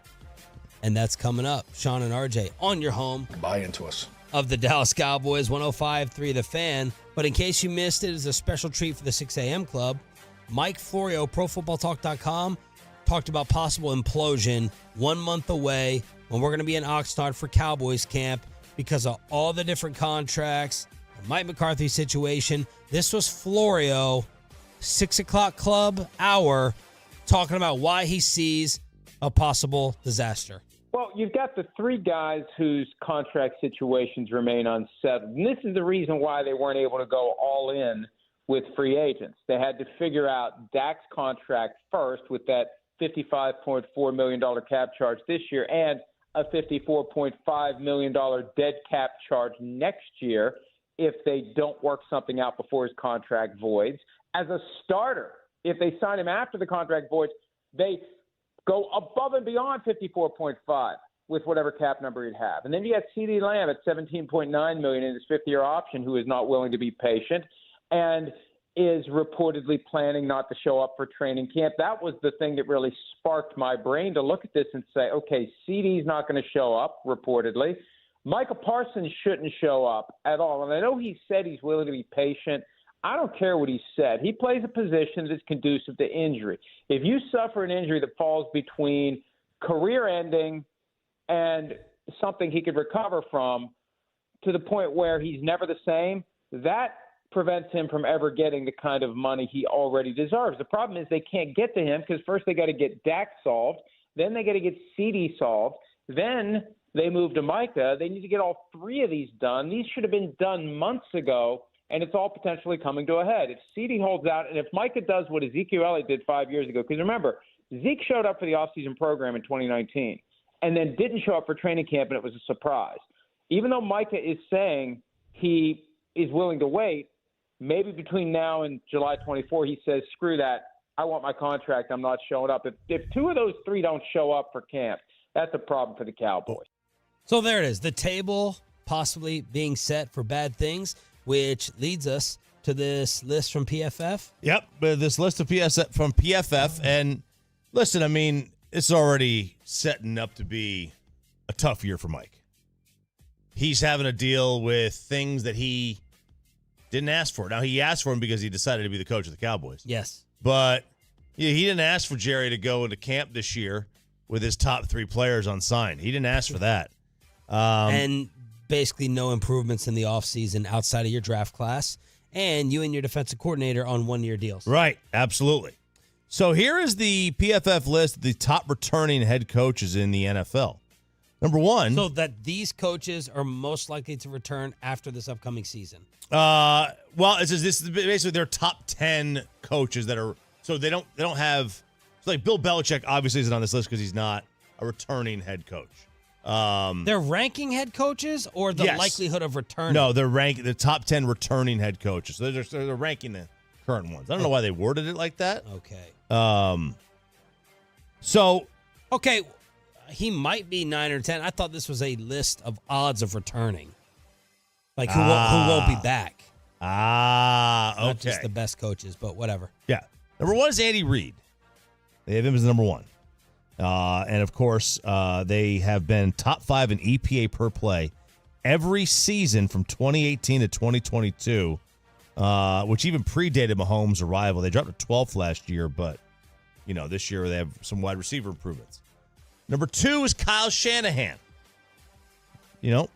He's interesting because we are going to start approaching the he can do no wrong category if we're not already there, but he also doesn't win anything. Well, I was going to ask, is he still the golden child, and when do we turn?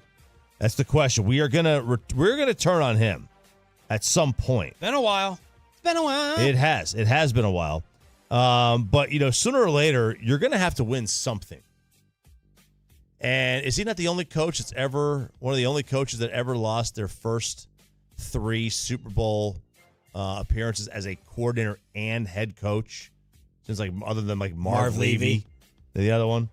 Number 3, John Harbaugh. Number 4, Sean McVay. The Rams made the playoffs last year, tied for the 24th worst odds to win the Super Bowl to start the season. It was a really good coaching job by him. Another one that's Where always. Where do you stand on McVay, a guy that you've hated? I think Sean McVay's a fine coach. I think my problem with Sean McVay is he's a CYA-er. He will throw anybody under the bus. He threw Goff under the bus, and now he'll throw Matt Stafford under the bus sooner or later. Well, he tried. I think last year they tried to trade him. Yeah. His arm's falling off. Yeah, he can't do it. So that's my issue with him. Mike Tomlin is 5. He hasn't won a playoff game with the second most overrated player in the history of the NFL, T.J. Watt. History. Yeah. Who's the most overrated, Tom or Montana? J.J. Watt is the most overrated. He did not have a quarterback with a PFF grade above 70 in all of 2023, and he still made the playoffs. Wow. Matt LaFleur is 6. Is that too high for Matt LaFleur? Hard to say anything against Green Bay after they kicked our ass up and down. It is. Now they were 9-8 last year. They came on strong. 7-2 like down the stretch? Without the end of their season, he's not that high. He may not be on their coach. Yeah. I mean, probably would be, but may not. Okay. He outcoached us. He outcoached our head coach and defensive coordinator. Out, man? Up and down. He did. Number 7. He was burned out. Nice drop. Dan Campbell. I got no issues with the list so far.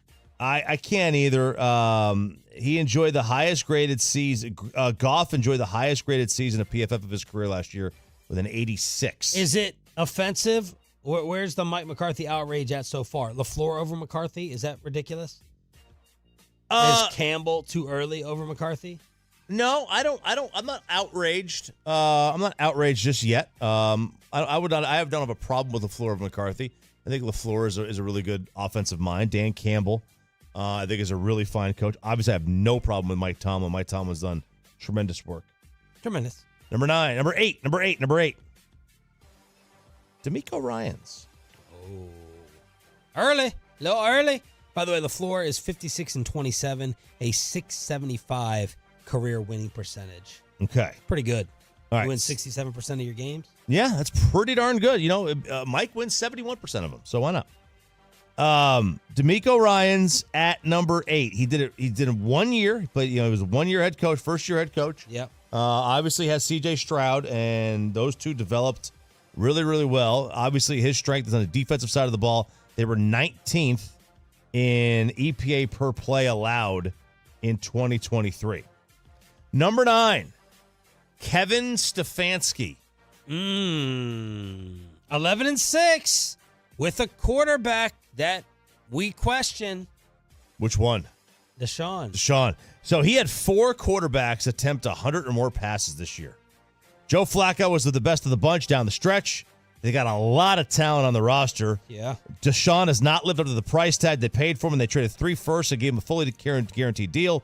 If they don't improve, they might switch. Jameis and Tyler Huntley were brought in for depth this offseason. I forgot Jameis was in Cleveland. I had no idea. I mean, they might be my new favorite team now just because of that. I love Jameis. Kevin Stefanski over Mike McCarthy? He's better looking. Stefanski is, that's Coach Daddy right there. Yes. That's a good-looking man. Holy cow. He should be on Young and the Restless. I'd probably put McCarthy over Stefanski. I would too. I understand the DeMeco thing. We don't have a downside yet to tag to DeMeco. Cleveland was 8-9 the year before that. Right. All right, they're not sitting there and they were 11-5 the year before that. I'll still take Mike. Yeah, I think Stefanski's got a nice job in Cleveland. I think he's a good coach. I think they've stabilized the organization. Finally, it only took 25 years to stabilize the organization, but they did. Number 10, Sean McDermott.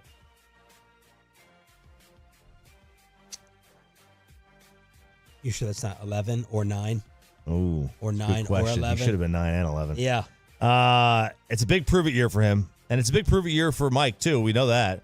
They ranked 3rd in the NFL in EPA per play on offense, despite a coordinator change mid-season when they brought Joe Brady in, replacing the guy from the old Miami, Ken Dorsey, the old Miami quarterback. But breaking things upstairs in the book. Yeah, Wasn't that Ken that's right. I Dorsey? was like, what? Oh my God, what happened? We get Clay again? Did we lose Clay? What happened? So Mike does not make the top 10. Let me ask you this. Can you think of a coach in any league? How about the great Sean Payton not being up there? Great Sean Payton. How about the great Nick Sirianni? You never could have imagined him No. off that list last year. Could you picture a coach who won 70% of their games for 3 straight years. Could you picture a Major League Baseball manager winning 100 games 3 years in a row and having such bad PR that they're not named one of the 10 best coaches in the league or managers? Let me ask you this. Or an NBA coach winning 60 games 3 years in a row. That would never happen. Would you name Dave Roberts as one of the best 3 managers in baseball? Dave Roberts. Best 3 managers in baseball? Best 3. Give me the best managers in baseball right now off the top of your head. Boch. Okay. People love Kevin Cash. Okay. Well, that's a tough one. I don't know. I have to think about that one because managers in baseball, they're so fluid. You can't even name them all. But my point is, no one has won more games than the Dodgers. That's fair. And I wanted to see how far you would bump him. I would certainly have him in the top 10. Well, the Dodgers have won more than the Cowboys.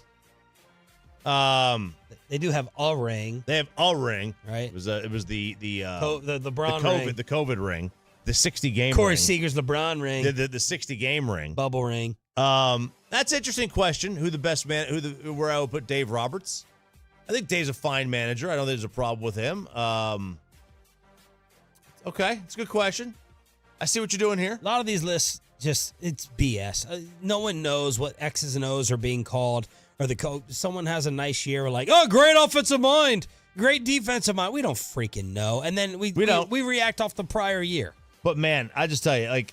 I see what you're saying. You've always defended Mike to that degree. That's why he likes you the most on the show. Well, thank you. Like Andy Reid before Patrick Mahomes, like he was a guy who couldn't win in big spots and had bad clock management. There you go. And, magically that went away. And Mike, he's got bad PR. Why tasting the tears of Klay Thompson's dad will make you happy heading into the 4th. And I want to know what everyone is doing, where you're going, and what you're cooking. Final hour, Hump Day edition. Hump Day. Next on Sean and RJ.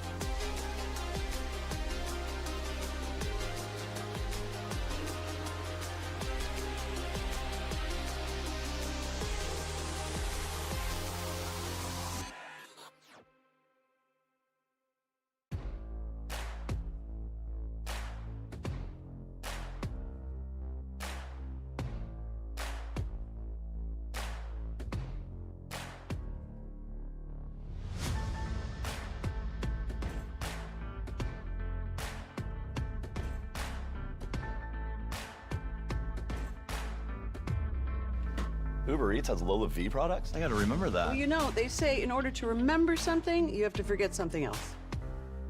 Okay, now that is a very cute haircut. That's like a little shag. I've never seen it before. Well, of course you have. It's the Rachel. Oh, is that your name? No, I mean like your name. No, I'm Jen. My name's Jen. Right, but I just mean like this is your haircut. But that's hair on your head. I'm not saying this is your hair. Okay, freaking me out a little bit.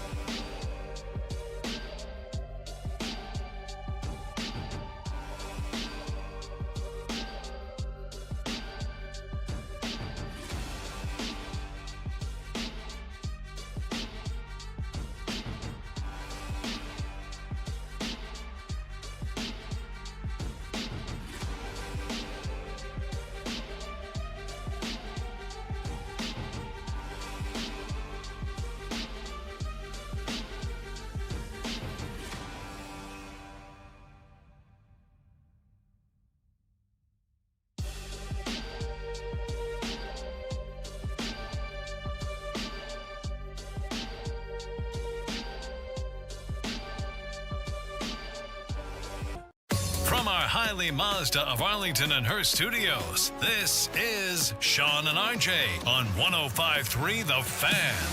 Final hour fist pump time on the Fan Cam, Twitch, and YouTube. We're all in unison with Peyton Carter in the back. I'm Sean Treef alongside RJ Choppy. A little more pep in the fist pump because of July 4th, and hopefully your day off tomorrow. Hopefully you're off today, but still listening, and same thing will go for Friday when Bobby Bell rejoins the show. Thank you for checking us out live on the Fan Camp, Twitch, and YouTube. 9:20. We're going to get back to the Rangers with Brett Boone, host of the Brett Boone Podcast and Odyssey Original, featuring the most notable names in baseball and all-around sports every week. What are you doing? Where are you going? What are you cooking for tomorrow? 877-881-1053. Franco LaFranco injury attorney text line. As you got your red, white, and blue outfit on already. Yeah, intentional or not? Not intentional, but I should have just lied and said, yeah, it was. Yep. Yeah, no, I got, I'll probably wear the sleeveless American flag shirt tomorrow that I wore that one day after the river trip last year. I'll probably wear that thing tomorrow. I fit into it better this year thanks to soda weight loss. Yes. But yeah, I'll probably rock that thing tomorrow on this beautiful 4th of July. Should be nice and great weather. Should be in the 70s or 80s, right? That's what I'm told. Is that? We're not in Oxnard Is yet. that what? No? 100? Maybe at 5 a.m. 102? Yeah. Okay. 100 today, 100 tomorrow. All right. 91 Friday, 92 Saturday.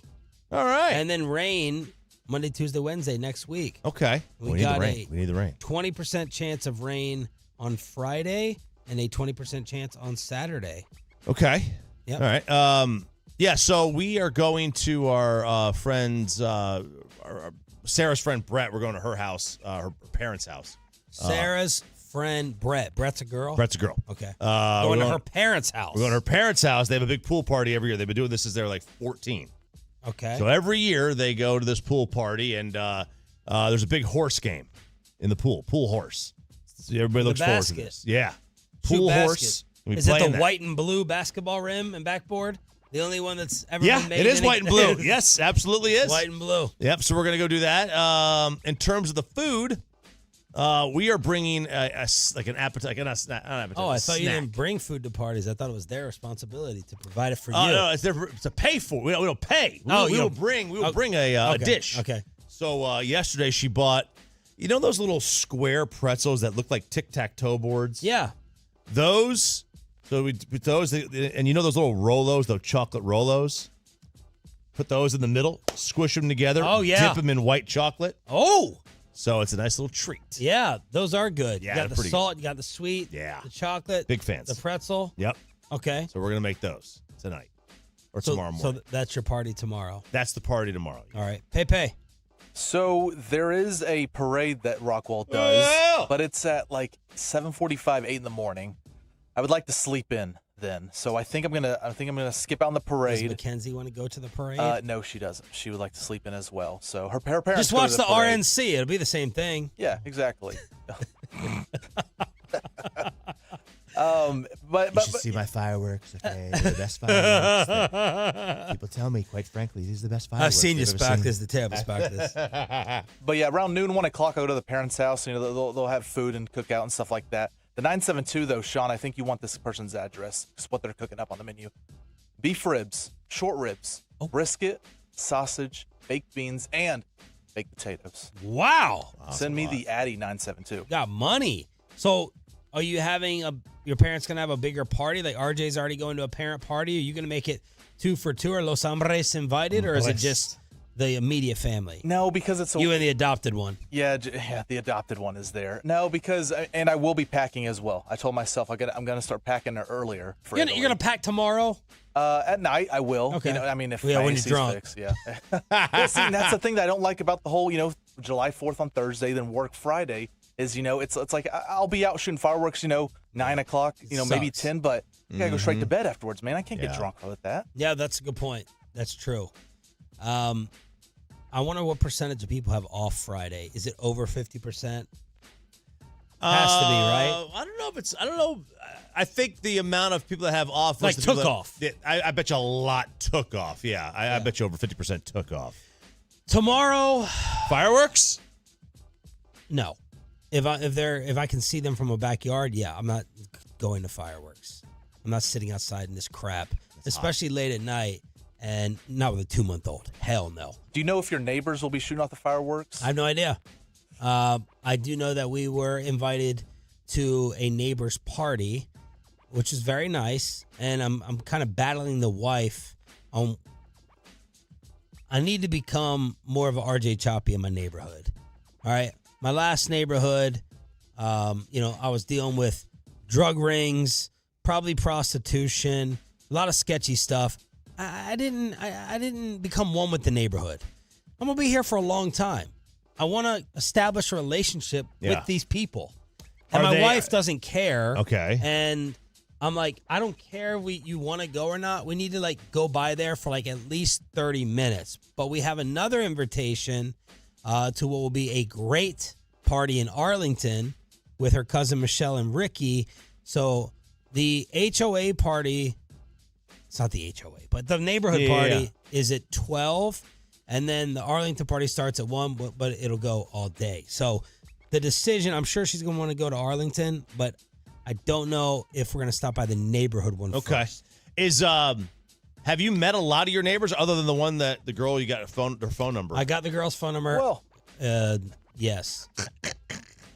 And I got this weird missing Houston number last night, and it called it back, and I think it was that woman. And I'm like, if you're listening right now, don't be calling me like that. All right, I can't deal with that in my household. Okay, I can't deal with that in my wife. I have her number. I have Quincy's number. I have Al's number. I got 3 people's number in the neighborhood. Okay.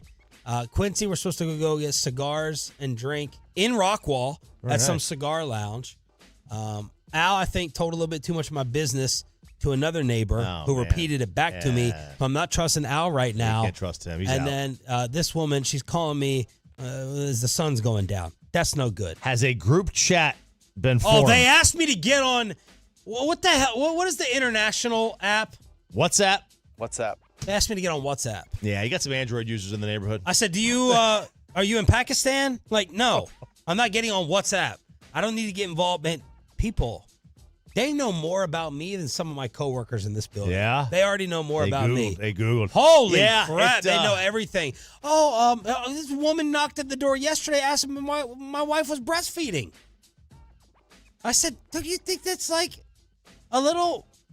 is that a little personal? No, she was trying to be nice. Like, if you come to the party, we have a room. But I didn't breastfeeding room. That's wonderful. Tell this woman if my wife was breastfeeding. That's wonderful. Or on formula. A little invasive. It's a little invasive. And this turns my wife off, so it makes her not want to socialize. And I'm like, no, we need to socialize. Is this an easy socialized neighborhood? Like, are people? So, like, my neighborhood, a lot of people are like always out in the front yard. So it's easy just to walk by. The garages are always open. Yeah. They're always out. The short driveways are always out in the front yard. Nope.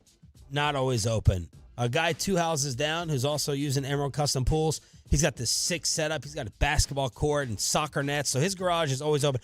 I'm always curious over the always open garage people. If I leave my garage open accidentally for more than 10 minutes, I feel like I have to get it exterminated. I feel like mice and multiple houses just leave it open. Yeah, leave it open all the time. Why? That's a good question. You know, they say, you know, people who you're showing me what you want me to rob. Yeah, you're showing me the goods in there. Look at those golf clubs in there. Yeah. Oh man, just go take those things. That's why the Keller softball team got jacked. They left their garages open. I don't get the garage open. My garage is hardly ever open. I don't even go unless through you're running a CrossFit. Right. Close your damn garage door. I don't even go through my garage. I use the front door. I hardly ever go through the garage. It's too messy. There's too much crap in there. It's our junk room. Yeah. It's like everything that we are trying to give away to Goodwill or sell to, you know, Venus's closet or Pluto's, whatever the hell it is, Plato's closet. Mike Fisher. Yeah, we're trying to sell that. That's what's in the garage. Yeah. In the garage right now is nothing but Black Widows and old clothes. Okay. That's what lives in my garage right now. So that's everyone's plans for the 4th. We got the smoking, the cooking, and then I'm going to have my son's birthday party on Saturday as he's turning 4. Oh, baby. First birthday that he'll actually probably be able to remember. What'd you get him? You know, I asked my wife that yesterday. What did she get? Uh-huh. And I think she got like one thing, and I was so proud of my wife. So proud for minimizing. Because he really, and every parent says this, they don't need anything, and we're not going to get anything, but you always end up getting stuff. No, my wife only got like one thing. Well, that's pretty good. Yeah. He's going to get enough from his grandmother. He's getting a damn party. Yeah. He's going to get a freaking bunk cake or a cupcake or whatever she got. He's got a pool. He's got a pool. He's got a pool. Yeah, he got a waterfall. Is the party at like a bounce house? It's in my pool. It's in the pool. It's in my pool. She does have an inflatable thing that ran me, I think, $500 in a water bill. There you go. The last time we lit that up, she's like, "Do you mind if we inflate this? Inflate the thing?" I'm like, "Yeah, you got to inflate it for a pool party. Got to. Now just hopefully it doesn't rain." Now, is it big enough for you to get on? I can sit on a part of it. It's not one of those huge ones. It's not? No. Those things I feel like you have to rent. I think you got to rent. We have those. one. Of course, my wife made me buy one. So a big blow up one, not a big one. It's not a big one. No. So we have that, and they are cool. They are very cool. The kids like them, and hopefully they'll stay out of my pool, so I don't have to deal with Stay in that thing. Yeah. So you go play with the snakes. Slide them down right into the snake den. Yeah. Right into those copperheads. Go down to the copperheads. Yeah. Exactly. 877-881-1053 in order to hit us up. All right, let's play the tears from Klay Thompson's father, longtime Laker, and Laker broadcaster Michael Thompson was on Sirius XM asking him how good he feels about his son's probable final stop in the NBA. Yeah, hold your congratulations, Frank, and Scal. I'm not too feeling too much in a congratulatory mood right now. Because obviously it's Klay's decision, it's his life. He's a grown man, 34 years of age, just like we were 34 at one time. Scal, Frank, and our father used to give us advice, and we would go choose our own path, and that's fine. That's what life is supposed to be about. But I'm really disappointed. I was hoping, as you can assess, that he would be a Laker, and it was close. It came down to the Lakers and the Mavs, but the Mavs won out. But you know me, I was hoping and praying he'd finish his career with the Lakers.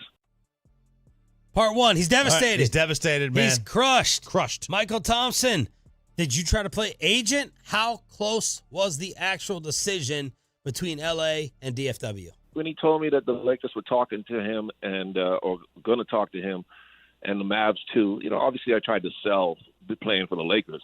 Obviously that's the right thing for me to do and the proper thing for me to do, and I felt like it was the correct thing for me to do because I really believe in this franchise. The franchise has been so good to me and my family, including Klay. He grew up a Laker fan. He grew up idolizing Kobe Bryant like most players his age, most kids his age. So I just thought it seemed like it would be the perfect fit for him to finally come back home because we always talked about him playing for the Lakers if he was not a Golden State Warrior. Where else would he want to play? And, of course, being a fan of Kobe's, he would have loved to have played for the Lakers, but he had a chance, and when the chance came, he chose the Mavericks instead, and I'll live with it. I accept it, and I'm happy for him that he's happy with his decision. Yeah, of course, I tried to sell him on the Lakers. Oh, you sound ecstatic. You sound like you're going to... Ecstatic? Ecstatic, right? I say ecstatic, but it's spelled E-C. Did you never know that? It is, but I don't think it's ecstatic, is it? I'm ecstatic. I'm ecstatic. I'm ecstatic. I say ecstatic. No one says I'm ecstatic. Ecstatic. Although that's more normally the way it comes out. It's like Bobby started this fight the other night at dinner over sherbet. Yeah. He started this whole fight saying in Texas they say sherbet, and no, they don't. Everyone says sherbert. Ecstatic or ecstatic. It's funny because is it eccentric or eccentric? You're supposed to slip in the C. Slip it right in the C. And what are you asking? Is it eccentric or eccentric? I say eccentric. I do too. I think we're right. I'm saying you're wrong. I think we're saying it right, but everybody else is wrong. All right. Like, do you pronounce O-F-T-E-N? Often. Yeah, you're saying you skip the T? Yeah. You don't say often. Often. Right, it's often. Often. I'm offing him. I'm gonna off him, baby. All right, let's welcome in Brett Boone to improve the vocabulary. Is Seattle ready to give up the lead in the AL West? And does he called the Rangers last year? Is he going to call the comeback again? Brett Boone joins us on the home of the Rangers.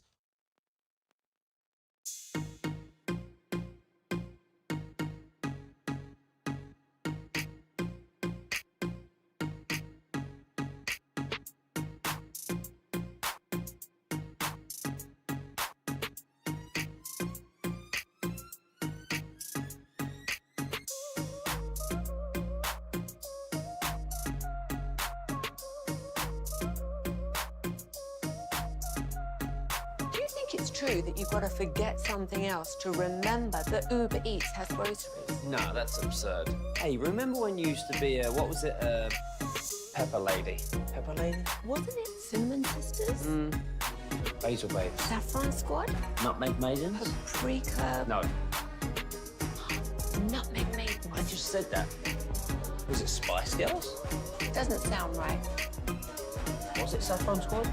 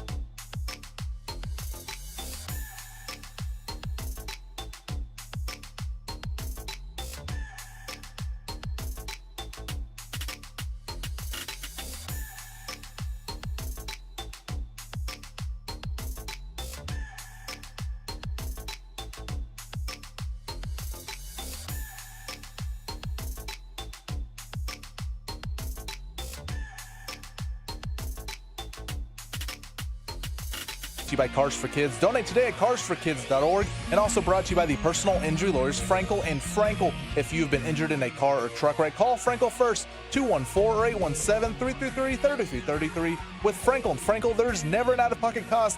They only get paid when you win. Frankel and Frankel, the go-to car and truck wreck attorneys in Dallas. 3-1 on the way, and this is lifted out into left field, hit pretty well. Profar going back, still going back. He looks up, and it's gone. Straight away left field, just over the wall. Low, 2 at-bats, 2 home runs, 4 RBIs. It's 5-0 Texas. And Nathan Eovaldi did the job on the mound as they blanked the Padres. Game 1 last night on this radio station, 7-0 Rangers. Let's talk about it with our every other Wednesday guest. He is Brett Boone, host of the Brett Boone Podcast, an Odyssey original featuring the most notable names in baseball and all-around sports every week. And Brett is joining us once again live on the Fan Cam, Twitch, and YouTube. Good morning, man. How are you? Morning. How you doing? I'm doing all right. Are you better than your Rangers? Whoa! Hang on a second. Man. They've won 2 in a row. What about they're doing better than your Mariners? Ooh, they're reeling too, boy. They're reeling. It's crazy the way the game is now. Things, I just look at the landscape across. San Diego catches fire. Yeah, they lose one. Mets are on fire. They were dead and buried a month ago, and the script's being flipped. The Yankees were best team in baseball. All of a sudden, last 2 weeks, they're having trouble winning ball games. So crazy game, crazy time of the season. Long way to go. What is your brother saying about Judge and what the hell he is doing? Talk to him. Oh, right now, I don't talk to Aaron. I leave them alone. When they're getting their butt kicked, I leave them alone. If they're winning too much, I leave them alone too, because I will be blamed when they lose. So no, but on the Judge conversation, it's more of me, because I'm watching something right now that we haven't seen in a long time. The way he's dominating, it's almost right-handed Bonds-ish, and I haven't seen anything close since I've seen Barry play. To watch Barry play for when he was dominating, I mean, it was slow pitch softball versus the rest of us. And there's a lot of great players. We saw Trout have a run where he was the dominant player in the game. We've seen a lot of tremendous individual seasons, but on a day in, day out basis, I mean, Judge had a terrible April, and he's got 30-something home runs. He's got mid 80s RBIs. OPS is off the charts. He's doing Bonds type stuff. And I just tell Aaron, I said, this Judge guy is unbelievable. And his answer is he really is. So, hey, and your dog agrees. Hey, one more thing on your brother. Did JJ Redick give him props the other day in his Lakers opening press conference that he wants to manage the Lakers like Aaron does the Yankees? I think he did. And I don't know JJ. Obviously Aaron's buddies with him, but he did. And I think in the article, I think it was referenced that they talk on a regular basis. I don't know. I think it's kind of cool. I mean, as far as you not coming out and saying anything, and somebody saying, it kind of validates what you've been doing all along. Like, hey, people are keeping note. Aaron's been, as far as press wise and the media covered him in New York, you're going to get killed. It's just the way it is. That's part of the job when you sign up. But through all the ups and the downs he's been through his tenure with the Yankees, to the fact that a JJ Redick, who is taking the Lakers head coaching job, takes note of it, I think it's pretty cool. Pretty a little flattering moment for little brother. Brett Boone on the D&M Leasing Hotline here on Sean and RJ. If you're the Rangers, you are 7 back, but Seattle has lost 3 in a row. The Astros are second in the West. Are you buying, selling, or staying as things stand today? We're going to keep asking you to the deadline. I'm going to stay. Well, I'm looking at all these races, and it's made me reflect a little bit and on the landscape of Major League Baseball right now. Never in history of our game has it been less important how good you are in the regular season. It's not a marathon anymore. And as a player, I don't like that. As a fan, I do, because it's more exciting down the stretch. As a player, I don't like it. I grind it out for 162, and the best team is standing. When you had to, in the past, win the division, there was some merit to that.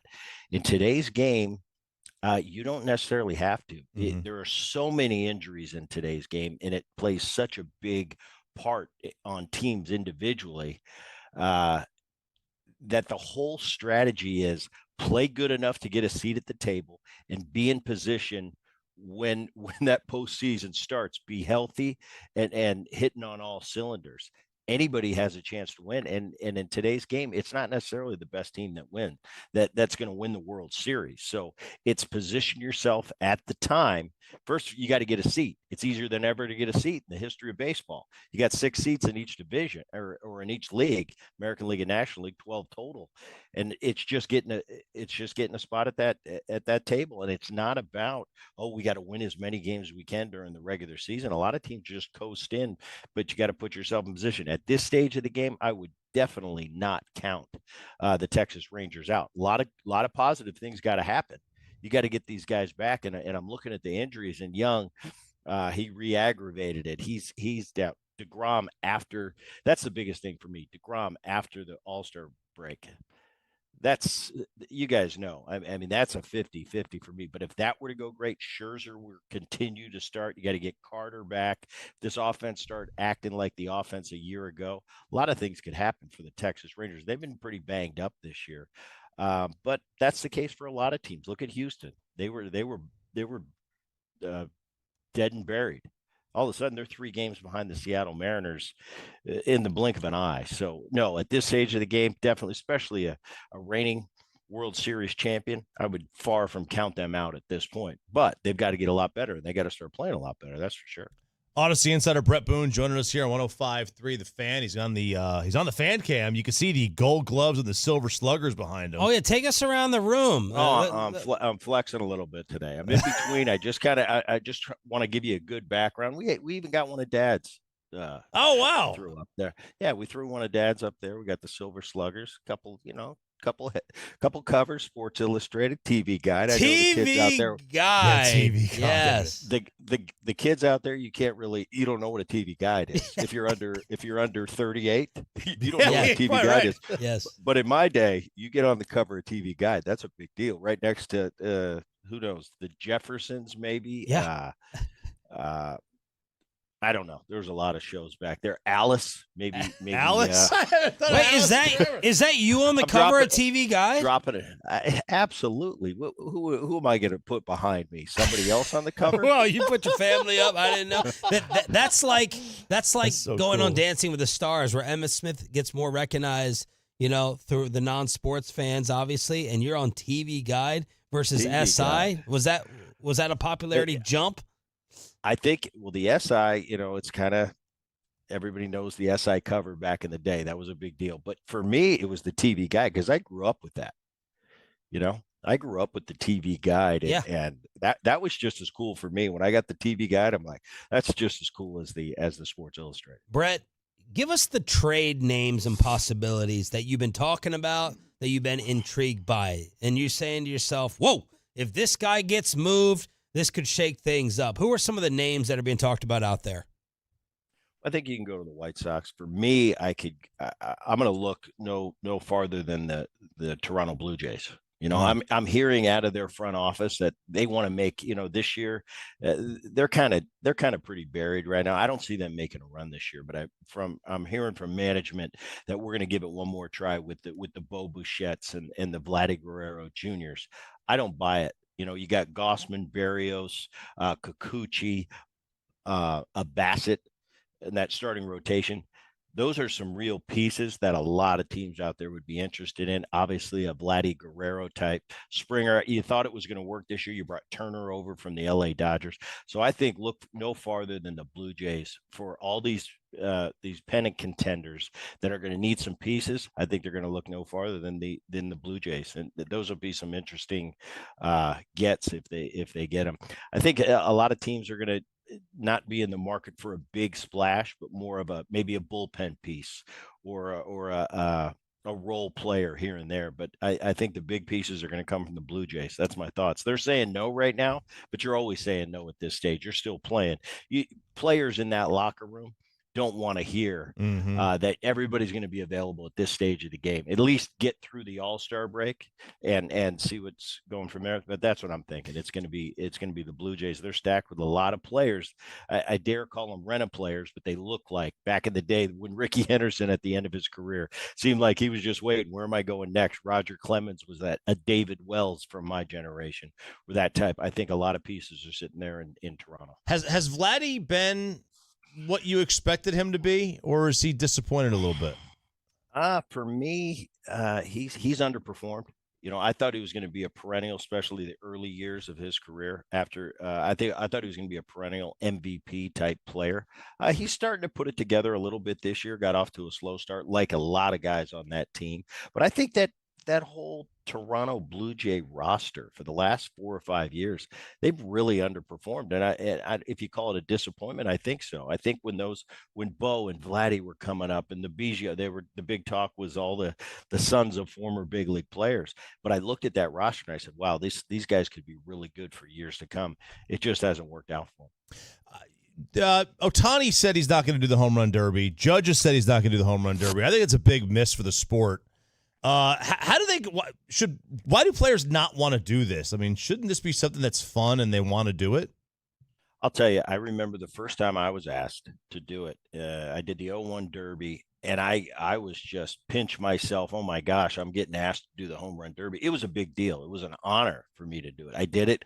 03, they came back. They asked me to do it again. I said, hell yeah. How often are you going to be actually asked to do a home run derby? Well, my second one didn't turn out so well. But and I remember there was a lot to hear when I came back from the derby. That, oh, nice derby, Booney, my teammates. And I kind of looked at my teammates in the eye and I said, listen, try getting invited. Try qualifying for a home run derby before you have this a big opinion about how I did. anyway, that was the funny part of my story. But yeah, I think it's an honor. It's like an all-star game. Back in the day, you made an all-star game. You went to that damn all-star game. Nowadays, it seems like, oh yeah, I'm not going to go. I've got a little bit of a hand.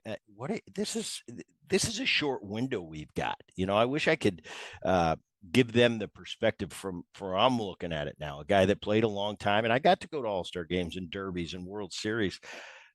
But I'll tell you, sitting on this side of it, being 55, watching it, man, it went by so fast. So my advice is grab every opportunity, do everything they can ask you to do. I don't buy into that. It screws your swing up for the second half of the season. It doesn't. It's like the golf thing. Oh, does the golf swing mess up your swing? No, it makes me tired before I got a 9-inning game, but it doesn't screw up my swing. Yeah. I think the same thing. You're right. It's for the sport and the amount of money we're making today, or these guys are making.